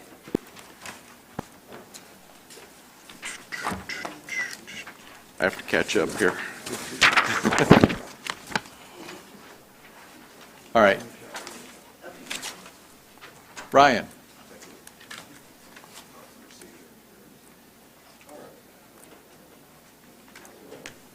Oh, thank you. Okay. All right, we are in West Lafayette's downtown core area. The site is the half block bounded by Wood Street to the south, Chauncey Avenue to the west, and Salisbury Street on the east side. There's a public alley bisecting the block on the north. You can see it's already built out. There's kind of 3 main apartment blocks, 1 converted house, and a planned development kind of mid-rise project. I believe it's called Boardwalk Apartments, which is, I believe, right here. All residential. There's no commercial in this area presently. The proposal, let me see, I have a site plan? Nope. Okay. All right. Well, you get the pretty pictures instead of the boring site plan view. Okay, what we have here is a mixed-use project, 7 stories, 2 garage levels. This is a challenging site because it's on a slope, and you can definitely see it on the Wood Street frontage here, the south elevation. It just kind of falls away, but the 7 stories is maintained over the duration of the slope change. The commercial frontage, this is going to be a mixed-use project. Staff and working with the petitioner, city staff agreed, saw interest in extending the retail footprint of West Lafayette's downtown down Chauncey Avenue to the corner. Kind of just shy of the corner, because this project's residential lobby entrance is going to be at the corner. And so the building on the building facade along that frontage kind of draws from the Rise's material palette in part to sort of continue that that feel of outdoor, ground floor retail environment with outdoor seating areas. The sidewalk would be extended here. It's roughly 16 feet from back of curb to the building, so a fairly generous amount of sidewalk to allow for outdoor seating areas. And the restaurant and the tap at the Rise sort of kind of created that vibe, and we're sort of extending it down the street here. But once you get to Wood Street, it's a lot quieter, and this project sort of acknowledges that and sort of serves as that transition point away from kind of the core area of West Lafayette's downtown at State Street. This is sort of an off State Street project, and so it's very much reflected in its design. But still maintaining a strong urban character. So it's 247 units with a maximum of 763 bedrooms. There is some flexibility to kind of maneuver those things around, but those are sort of the ceiling. And then about 5,000 square feet of ground floor retail along Chauncey Avenue. 231 space parking garage. The 2 parking levels are not connected internally for vehicle purposes. There's no ramps. Again, because of the slope of the hill there, the upper level garage is accessed from the alley, and then the lower level is actually accessed from Salisbury Street. And so it's sort of a more efficient way to park that. And then there is going to be retail parking with it, and it would be on that upper level, which is closest to the commercial spaces themselves. We're going to kind of get into the electric vehicle flare with this project. There are going to be a couple of spaces in the garage for use of the residents, and then Wood Street itself will actually have a public charging station on it in front of the project's lobby area. This is sort of a close-up view. I'll pull back. These are kind of close-ups, a little too close. Public utilities are available to serve the site. All the right-of-way is in place to be able to accomplish this project, so no right-of-way dedication was required for the streets. For the alley, though, we are getting some dedication out of this, about 2.5 feet. When the RISE first came in, there was interest, since a lot of these projects are going to be rear-loaded off the alley, to really expand that alley to a more, almost like a street level width. And so since this project's taking up the entire south half of the block, it's dedicating 2.5 feet along its entire frontage. So the alley is going to go from 17.5 to a full 20 feet, which will provide a lot more maneuverability for existing vehicles in there now, and of course the added traffic from this project itself.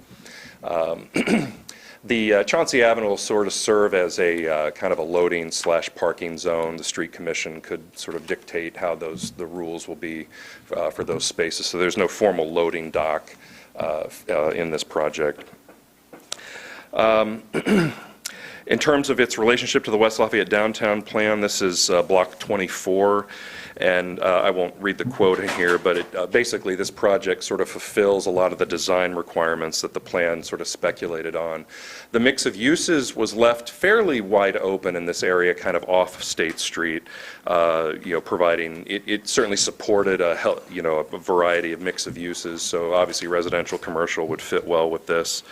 And then the building itself is architecturally transitioning from the 16 and 11-story high-rises on State Street to this 7-story project. And then from there it goes south to the 202 South Chauncey project, which is only 5 stories, and that was sort of the intent, is that the building height and intensity falls away as you move away from State Street. So this project is fulfilling a lot of the kind of core goals and objectives of the plan. So staff is very much in support of it, of the Verve project. The conditions are all fairly standard. Obviously, they'll have to make an appearance to the Street Commission for the right-of-way dedication, and a FAA determination letter will have to be given here, given the airport's concerned about height, but it's also concerned about materials, construction cranes, all those things. So even buildings that are perhaps not as tall as the other ones north of there, they still kind of have to go through this filter. So be happy to answer any questions. Otherwise, we're recommending conditional approval. Thank you, Ryan. Does the petitioner or petitioner's representative wish to make a presentation? Ryan Munden with Reiling, Teeter, and Schreier here on behalf of the petitioner.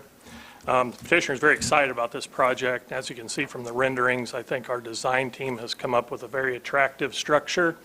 The Wood Street side, it looks like 2 buildings. It was designed that way to break up that facade.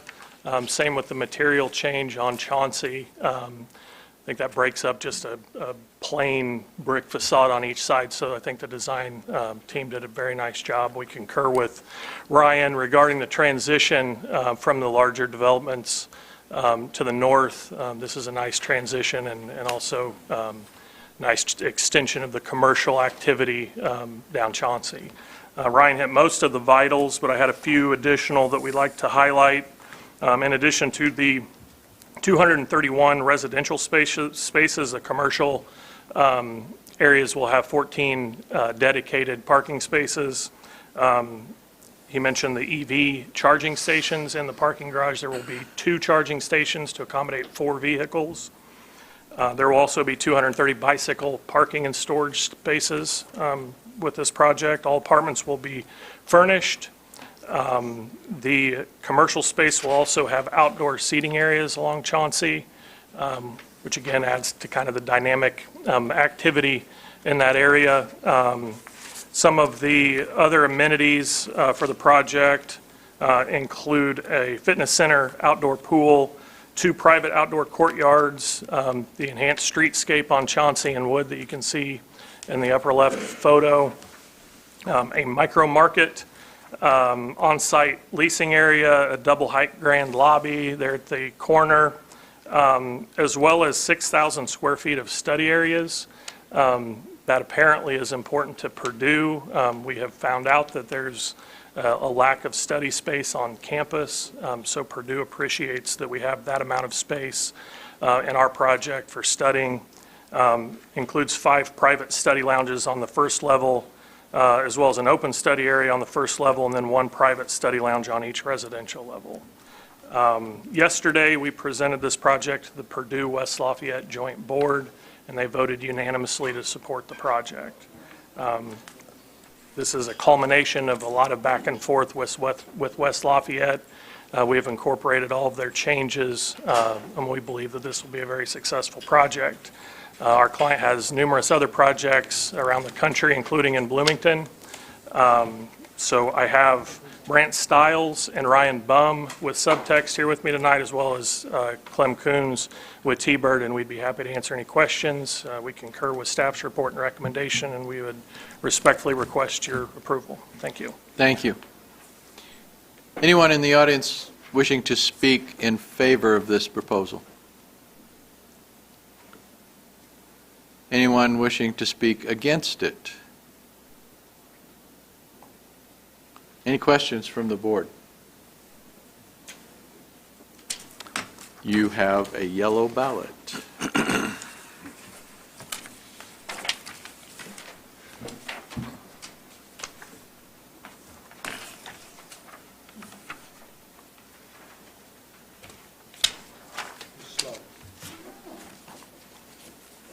You fall asleep?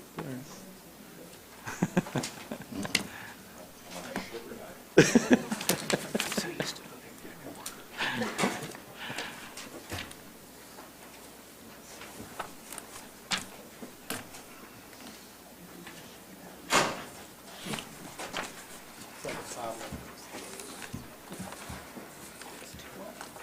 that this one?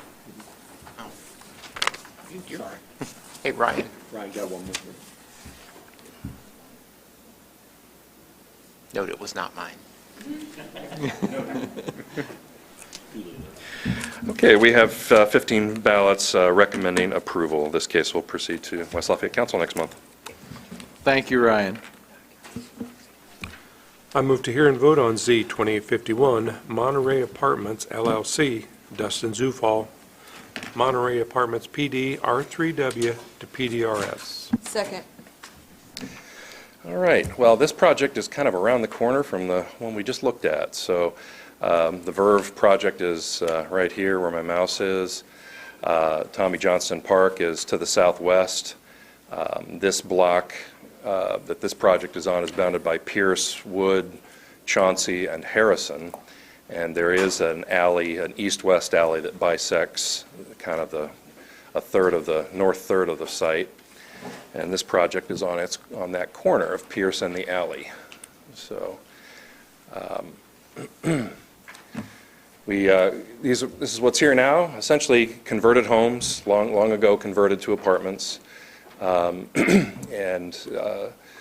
the current proposal is for a 68-unit, 103-bedroom, and 36-space ground floor parking garage project, topping out at 5 stories, so similar scale to the 202 South Chauncey, which is south of the new Verve proposal.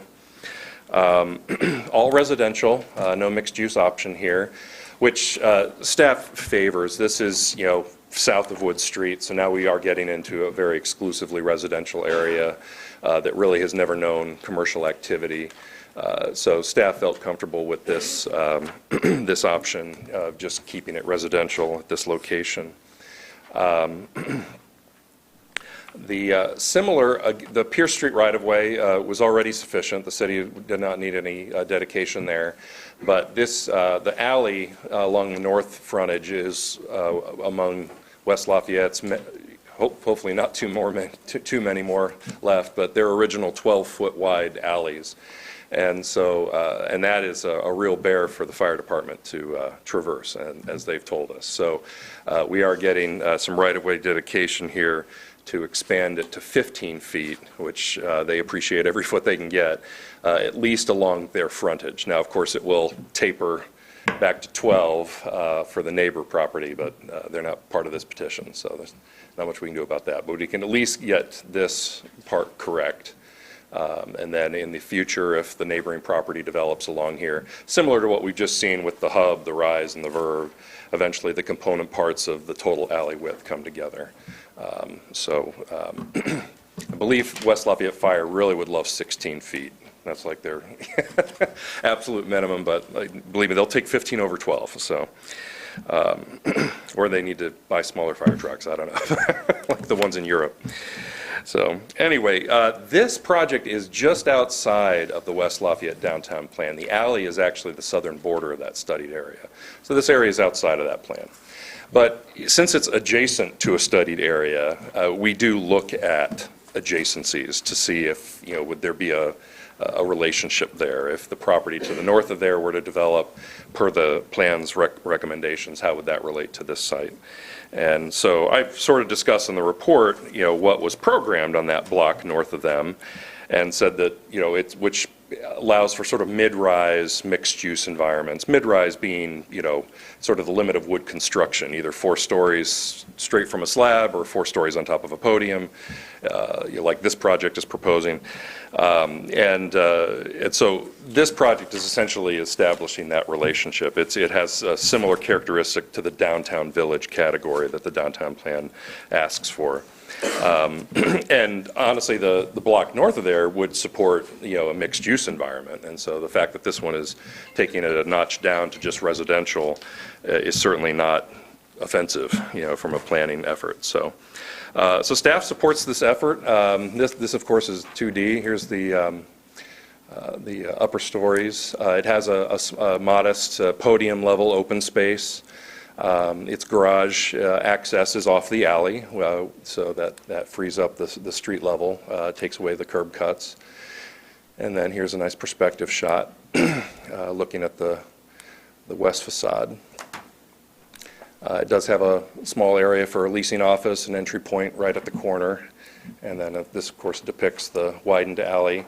The other pickup with this project is the overhead utilities that surround it will be going underground, which is certainly the downtown plan would support that. And we try to do that with these projects, especially these urban infills, so that we can try to clean up those potential obstacles.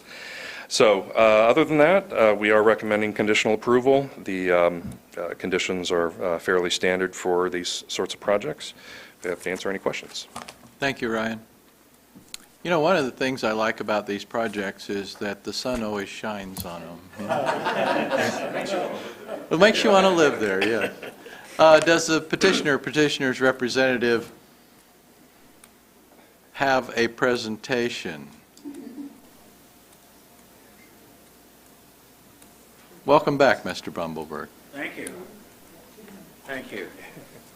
Sometimes you stick around when you have interesting and real good clients that you like.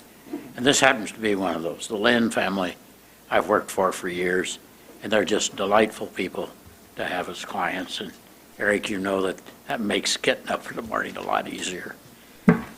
This is a request, as the staff has told you, R3W to PDRS, proposes a single-lot multifamily project, 68 units, 103 bedrooms, 36 parking garage spaces, and that's very typical to what has been approved at other places over there.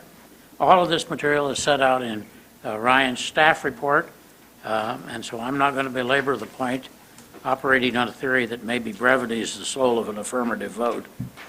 The staff report here reflects that much work that was done by both the area plan staff and the city of West Lafayette and our technical people. And by the way, Mr. Zufall is here and Tom Gall's here.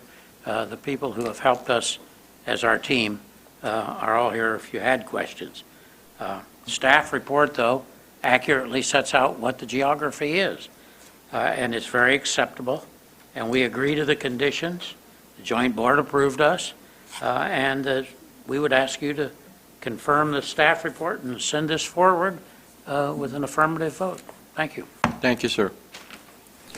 Anyone in the audience wishing to speak in favor of this?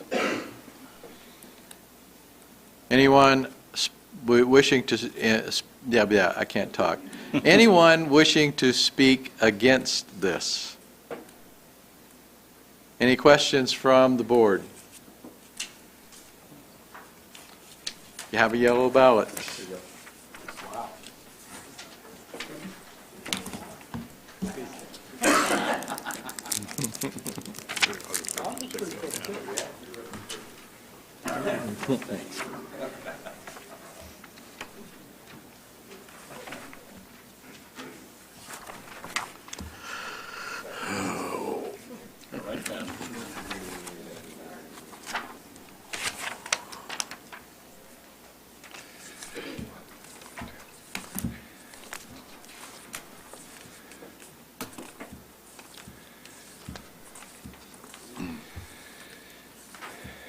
We have a unanimous ballot recommending approval.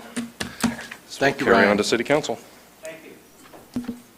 I move to hear and vote on Z 2052, Purdue Research Foundation, Jeremy Slater, source at Discovery Park District PD, CBW to PDRS. Second. Okay, well, we are in the Discovery Park District neighborhood, a newly emerging neighborhood that the university and its research foundation have been master planning for many years now, and it's now taking shape. Sort of the first installments were these planned developments, the Aspire project, the Convergence office building, and the Continuum mixed-use project, which should be about wrapped up, I think. Those three have sort of started what this neighborhood will likely be, and have started the new grid system of streets as sort of a more intense side of the overall district. Of course, the Providence project has been steadily developing to the west across Airport Road. That's a much lower scale, lower density, primarily residential in nature. And so this project is unique in that it is condominium. This is going to be purpose-built. These aren't going to be condo conversions. Right now, there's nothing there. In fact, as we zoom in, as you can see, it's all zone CBW. We did this back in 2020 as part of the form-based overlay effort and trying to provide PRF with as much flexibility on uses as possible. And CBW really was the zone to do that in. The overlay, of course, controls design standards, except for planned developments. And so, since by ordinance, condominiums can only be created through planned developments, this project is going through that process. So it's not beholden to the form-based overlay, but it honestly is respecting most of its tenants. So we'll go ahead and zoom in here. We actually have a fairly up-to-date aerial photo. Of course, we had a lot of the family dormitories were in this location. We have a portion of Squirrel Park, and then, of course, existing Nimitz Drive, which I believe has been closed off.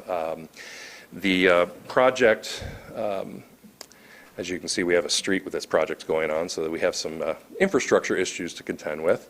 So we'll just go right to what it's going to look like later on. So we have kind of an older aerial photo with this with the street network on top, but as you can see, a lot of those buildings are gone in this image.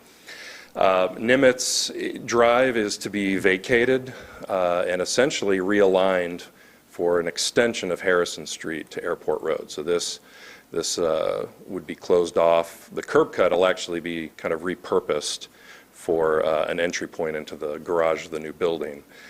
But of course, the public street will be long gone, so Nimitz at least. The planned developments sort of have started the grid in terms of McCutcheon Drive being extended, this street here, which I believe is called Foundry, and then District Boulevard, which was designed to terminate at McCutcheon. McCutcheon and Foundry are meant to extend to the newly extended and renamed Harrison Street, formerly Nimitz. And then this project would, of course, sit on that corner bounded by McCutcheon, Harrison, and Airport. So we obviously have a lot of infrastructure work to do before this project could remotely go vertical, as well as some street vacations to take care of and some other business with the city. But that'll likely all be happening as well. West Lafayette Fire indicated they might even need a temporary extension of water to serve this during construction. So infrastructure is available to be extended as these streets come online. Obviously, they'll be out there. But presently, it's not ready. So, but I'll let PRF and their team talk about their timeline, because a major subdivision was filed and approved to extend this grid and create the streets that you see here. And my understanding is they intended to begin road construction this spring. So since a lot of the demos have taken place, it would seem that the road construction could probably happen soon, but I'll let them speak to that timeline. So I think that's about all you need to talk about with streets. So public utilities, again, are available to be extended. This location is part of the 231 corridor plan. It's in the innovation mixed use category, which really allows a very wide variety of uses, university-centric uses. Could be residential, commercial, mixed use, light industrial, manufacturing, you name it. Discovery Park was meant to house it and encourage a diverse mix of uses. So certainly a purpose-built condominium building and actually having home ownership available in Discovery Park is a great addition to that mix of uses. And so the staff wholeheartedly supports this effort to try to bring these units to market. So once the streets are done, here's kind of what the streetscape will look like. Obviously, Nimitz will be gone. There'll be an entry point to the garage here, and then there'll be one off of McCutcheon, extended. The building's front door will be on Harrison, essentially, and there'll be a small lobby area, mailboxes, et cetera. Obviously, the sidewalks will all be in place once this street grid takes shape. Airport Road has the right-of-way it needed, and we're essentially imitating the streetscape largely that is being established across Providence. So there's a little bit of symmetry on both sides of the street there. And then they are creating an open space amenity at grade that is for the residents. It's meant to be an enclosed space, a private space for them, for gatherings.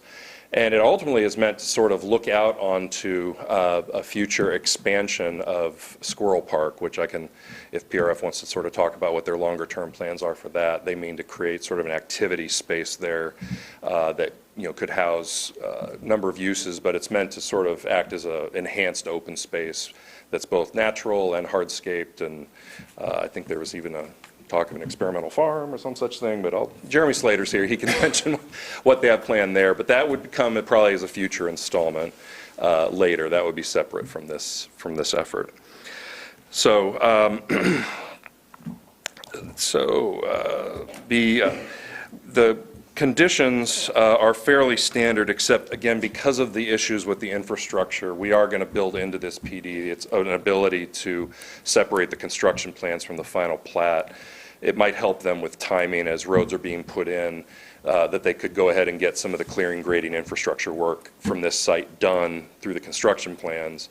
And then once they're at a stage where there's, the roads have been vacated and streets have been rededicated and so forth, that they could actually come back in and final plat, bond for anything that's left over, and then be able to go vertical with the building. So we are going to build a little bit of flexibility into this PD for at the construction phase, and that's sort of outlined in condition 11.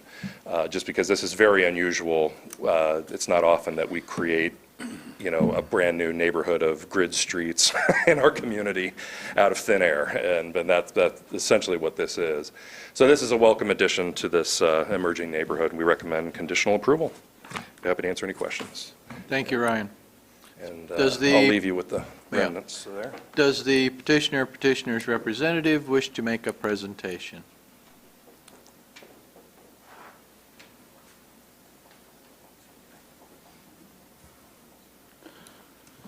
Hello, Jeremy Slater. I am Vice President of Capital Projects and Facilities for the Purdue Research Foundation. I feel like we should all pat ourselves on the back. It's pretty cool when you can develop faster than aerial photography can be taken, so that's got to be a good thing. Staff report actually did a very good job of outlining a lot of the specifics about the building and really what we're trying to do.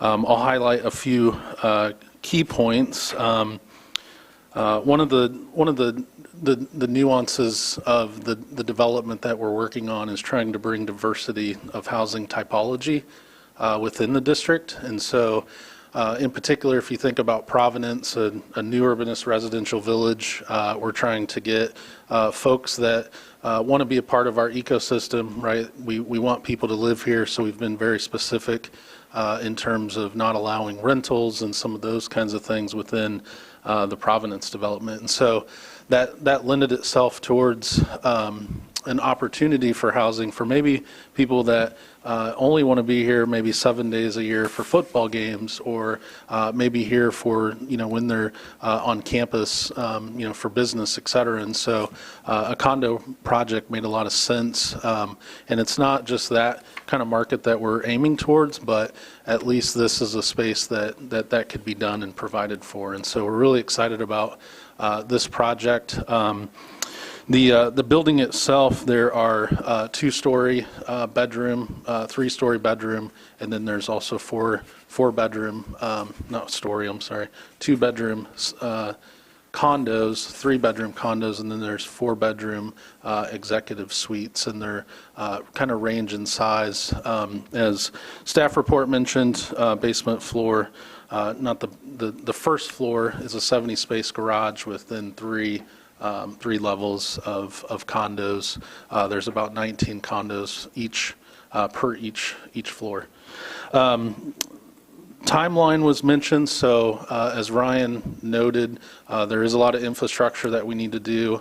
We're actually removing the existing Nimitz and creating a newly realigned Harrison extension, which specifically in our plan, the idea was to shift all of that away from the existing Squirrel Park to create some developable land, but also preserve a lot of the existing Squirrel Park in the deciduous trees and some of those things. And so the alignment matches what has happened and what is already in at Providence, and so a lot of that meets within the confines of the development in our plan. Ryan also mentioned the US 231 corridor plan, the DPD zoning overlay, and so we're falling within all of those items. We also were heard yesterday at the joint board with unanimous timeline, infrastructure. So all of those streets surrounding this building, we're looking to start construction in September of this year and be wrapped up by the end of next year. The condo itself would start construction later this year and is about an 18 to 20 month build, so we'd be wrapping up sometime in 2024. With that, I will respectfully request your approval, and I will be available for any questions you might have. Thank you, Mr. Slater. Anyone in the audience wishing to speak in favor of this rezone? Anyone wishing to speak in opposition to the rezone? Any questions from the board? You have a yellow ballot.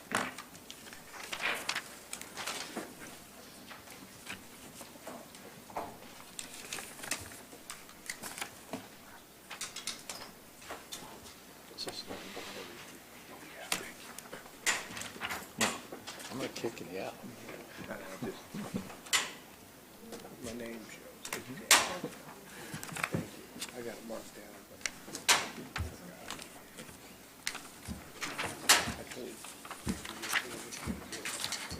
Yeah.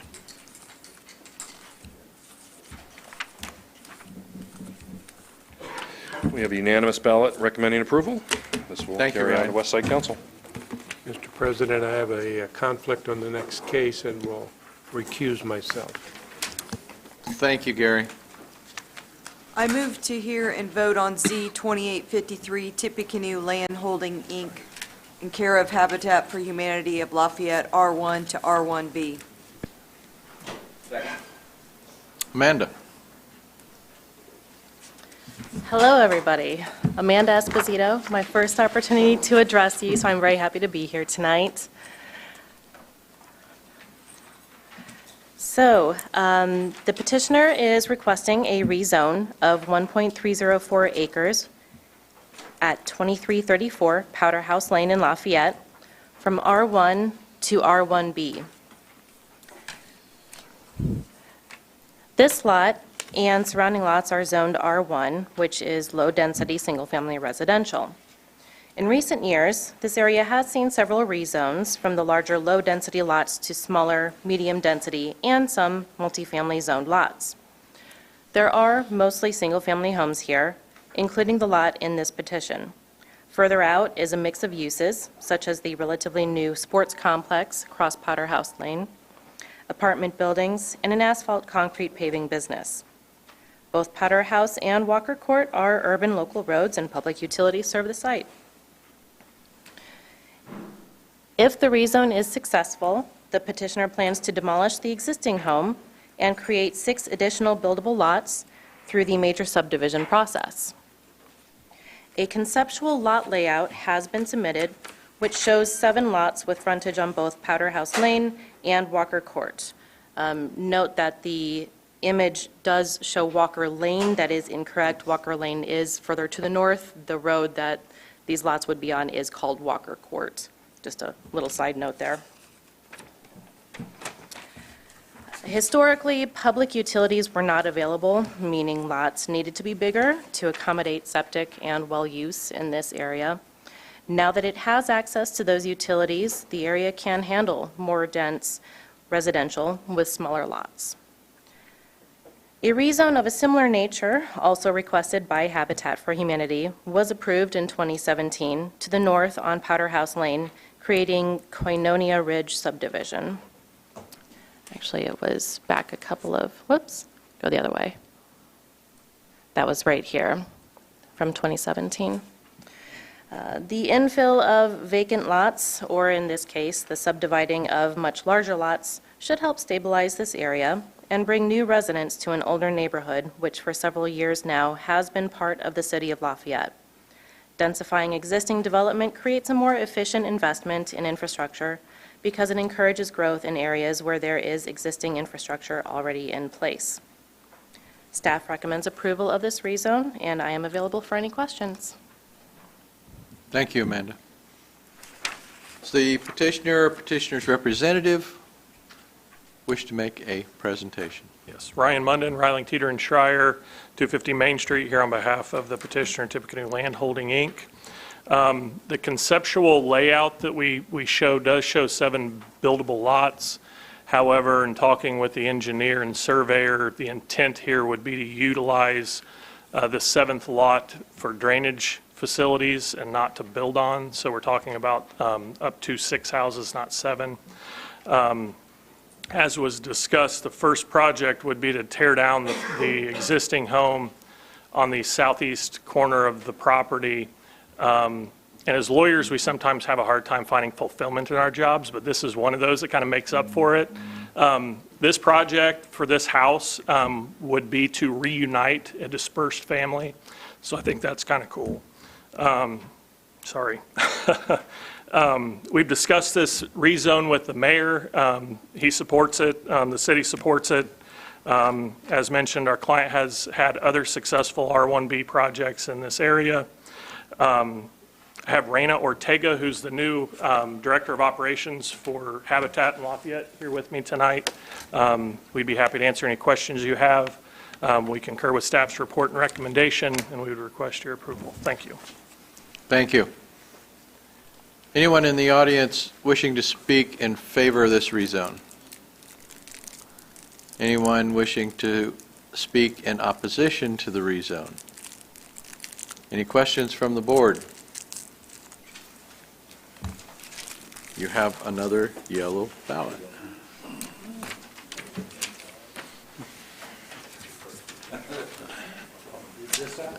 Diane. They just keep coming. Getting pretty easy, isn't it?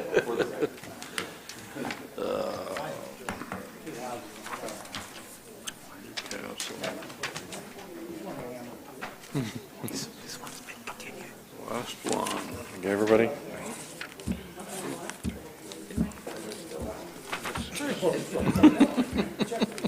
The windows haven't fallen. We have 14 ballots in favor of the petition. That's a unanimous ballot. Thank you. give Mr. Schroeder a chance to make it back to his seat so he can do his job. And the rezone that we've been waiting for all evening. The last one? The last one. The last one. I move to hear and vote on Z 2855, Amy Gaeta, NB to GB. Second.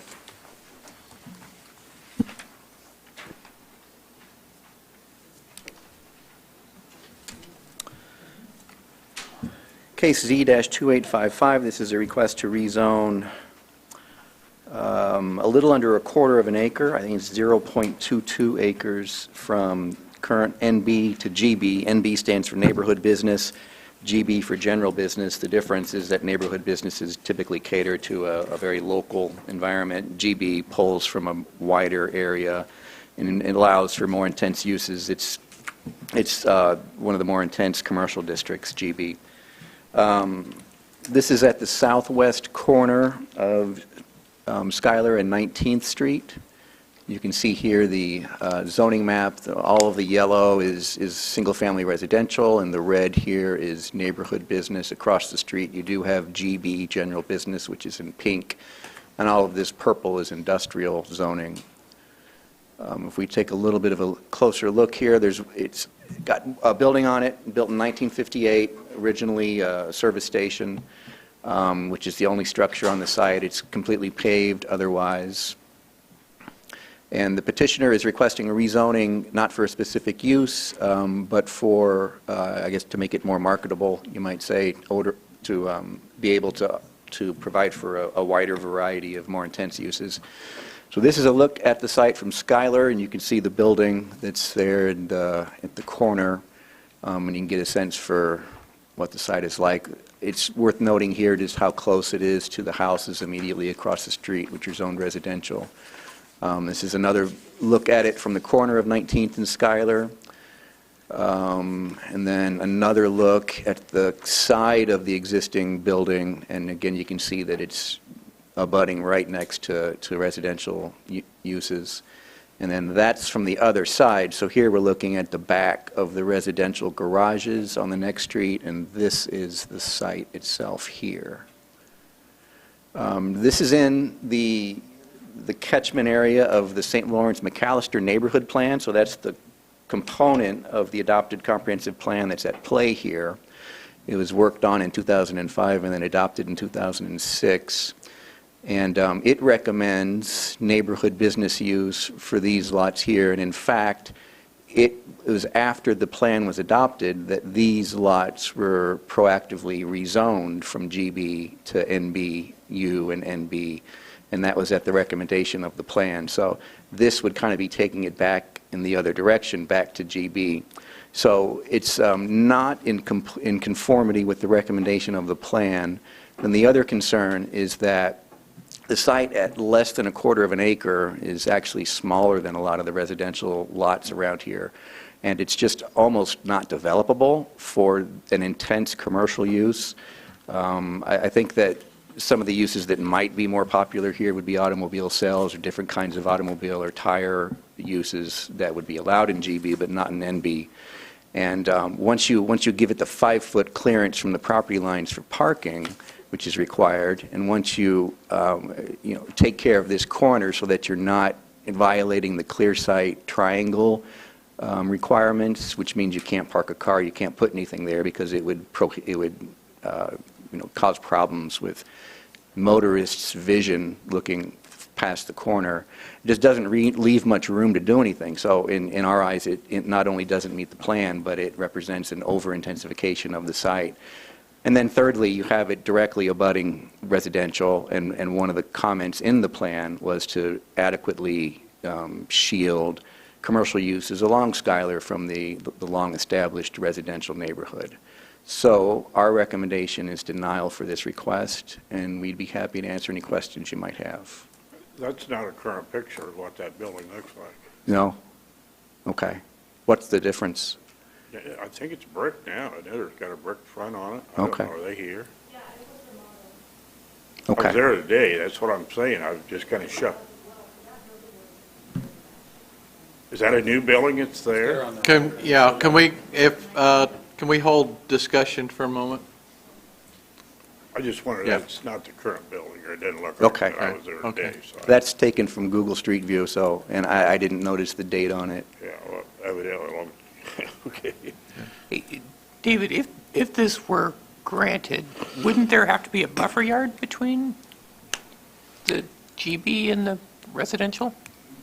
The ordinance says, and correct me if I'm wrong here, let me take a stab at it. For existing conditions, existing building, existing pavement, the ordinarily required 30-foot buffer yard is not necessarily necessary because it's existing.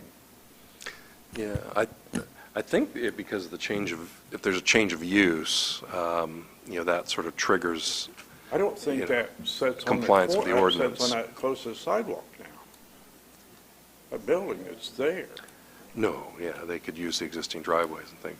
Yeah, it's possible to redevelop the site and, occupy it. They may have to come back for some variances, potentially. Yeah, because that's not what's there. I'm sorry, Jerry?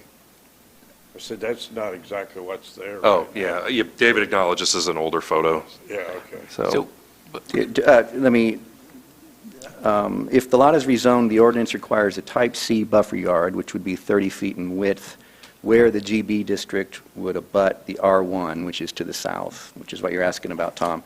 However, buffer yards are not required where the continued use of existing buildings and/or parking areas would occupy the space otherwise reserved for the buffer yard. So I guess if that building is still there, even if remodeled, then the buffer yard wouldn't be required. But if a new building is there, then that triggers the need to meet the ordinance. So the petitioners can speak to whether or not the building is new. Yeah, okay.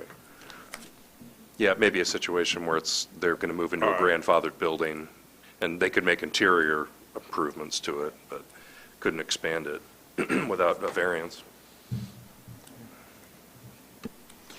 So petitioner's representative wishes to make a presentation.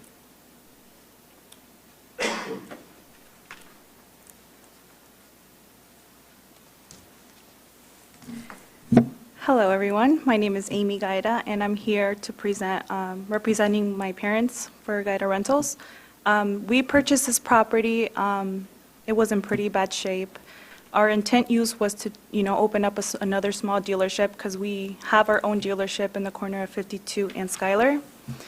But with everything going on, we just decided to, rent it out to someone else. And we had a couple people reach out to us that they would like to use it as a repair shop.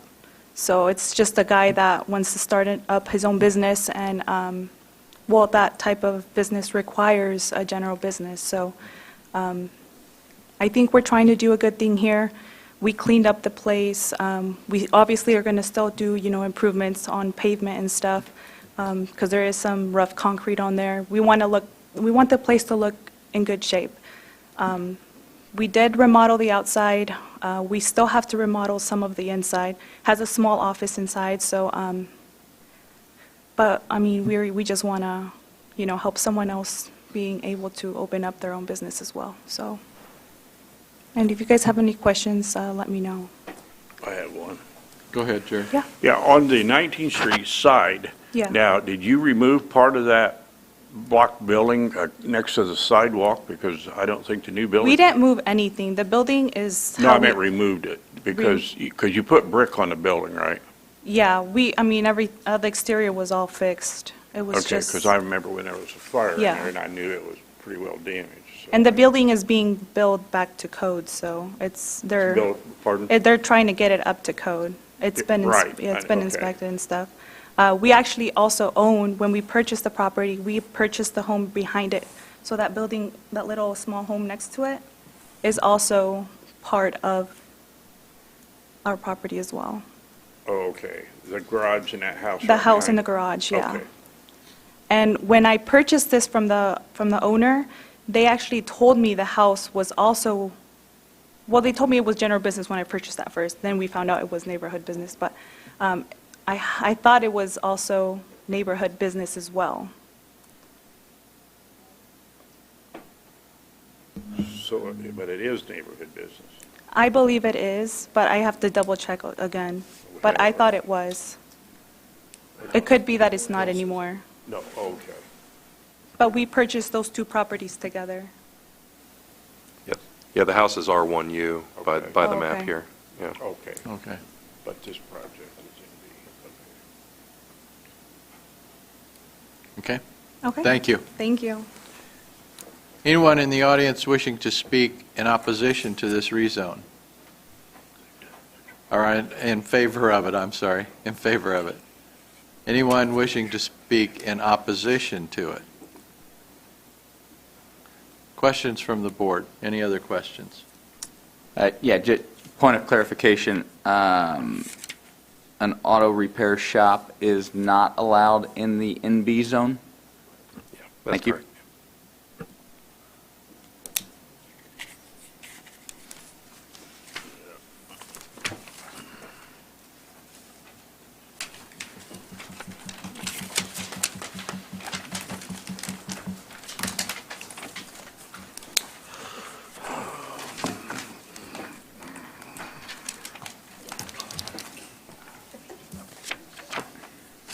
Somebody didn't fill it out.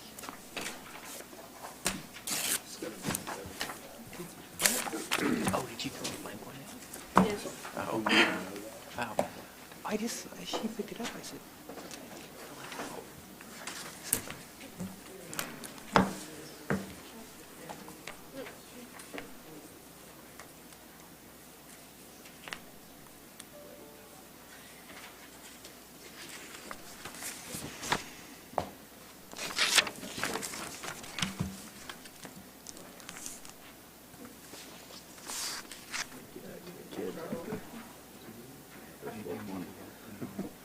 Yeah. No, that was my initial. I started on sitting I used to have some shield.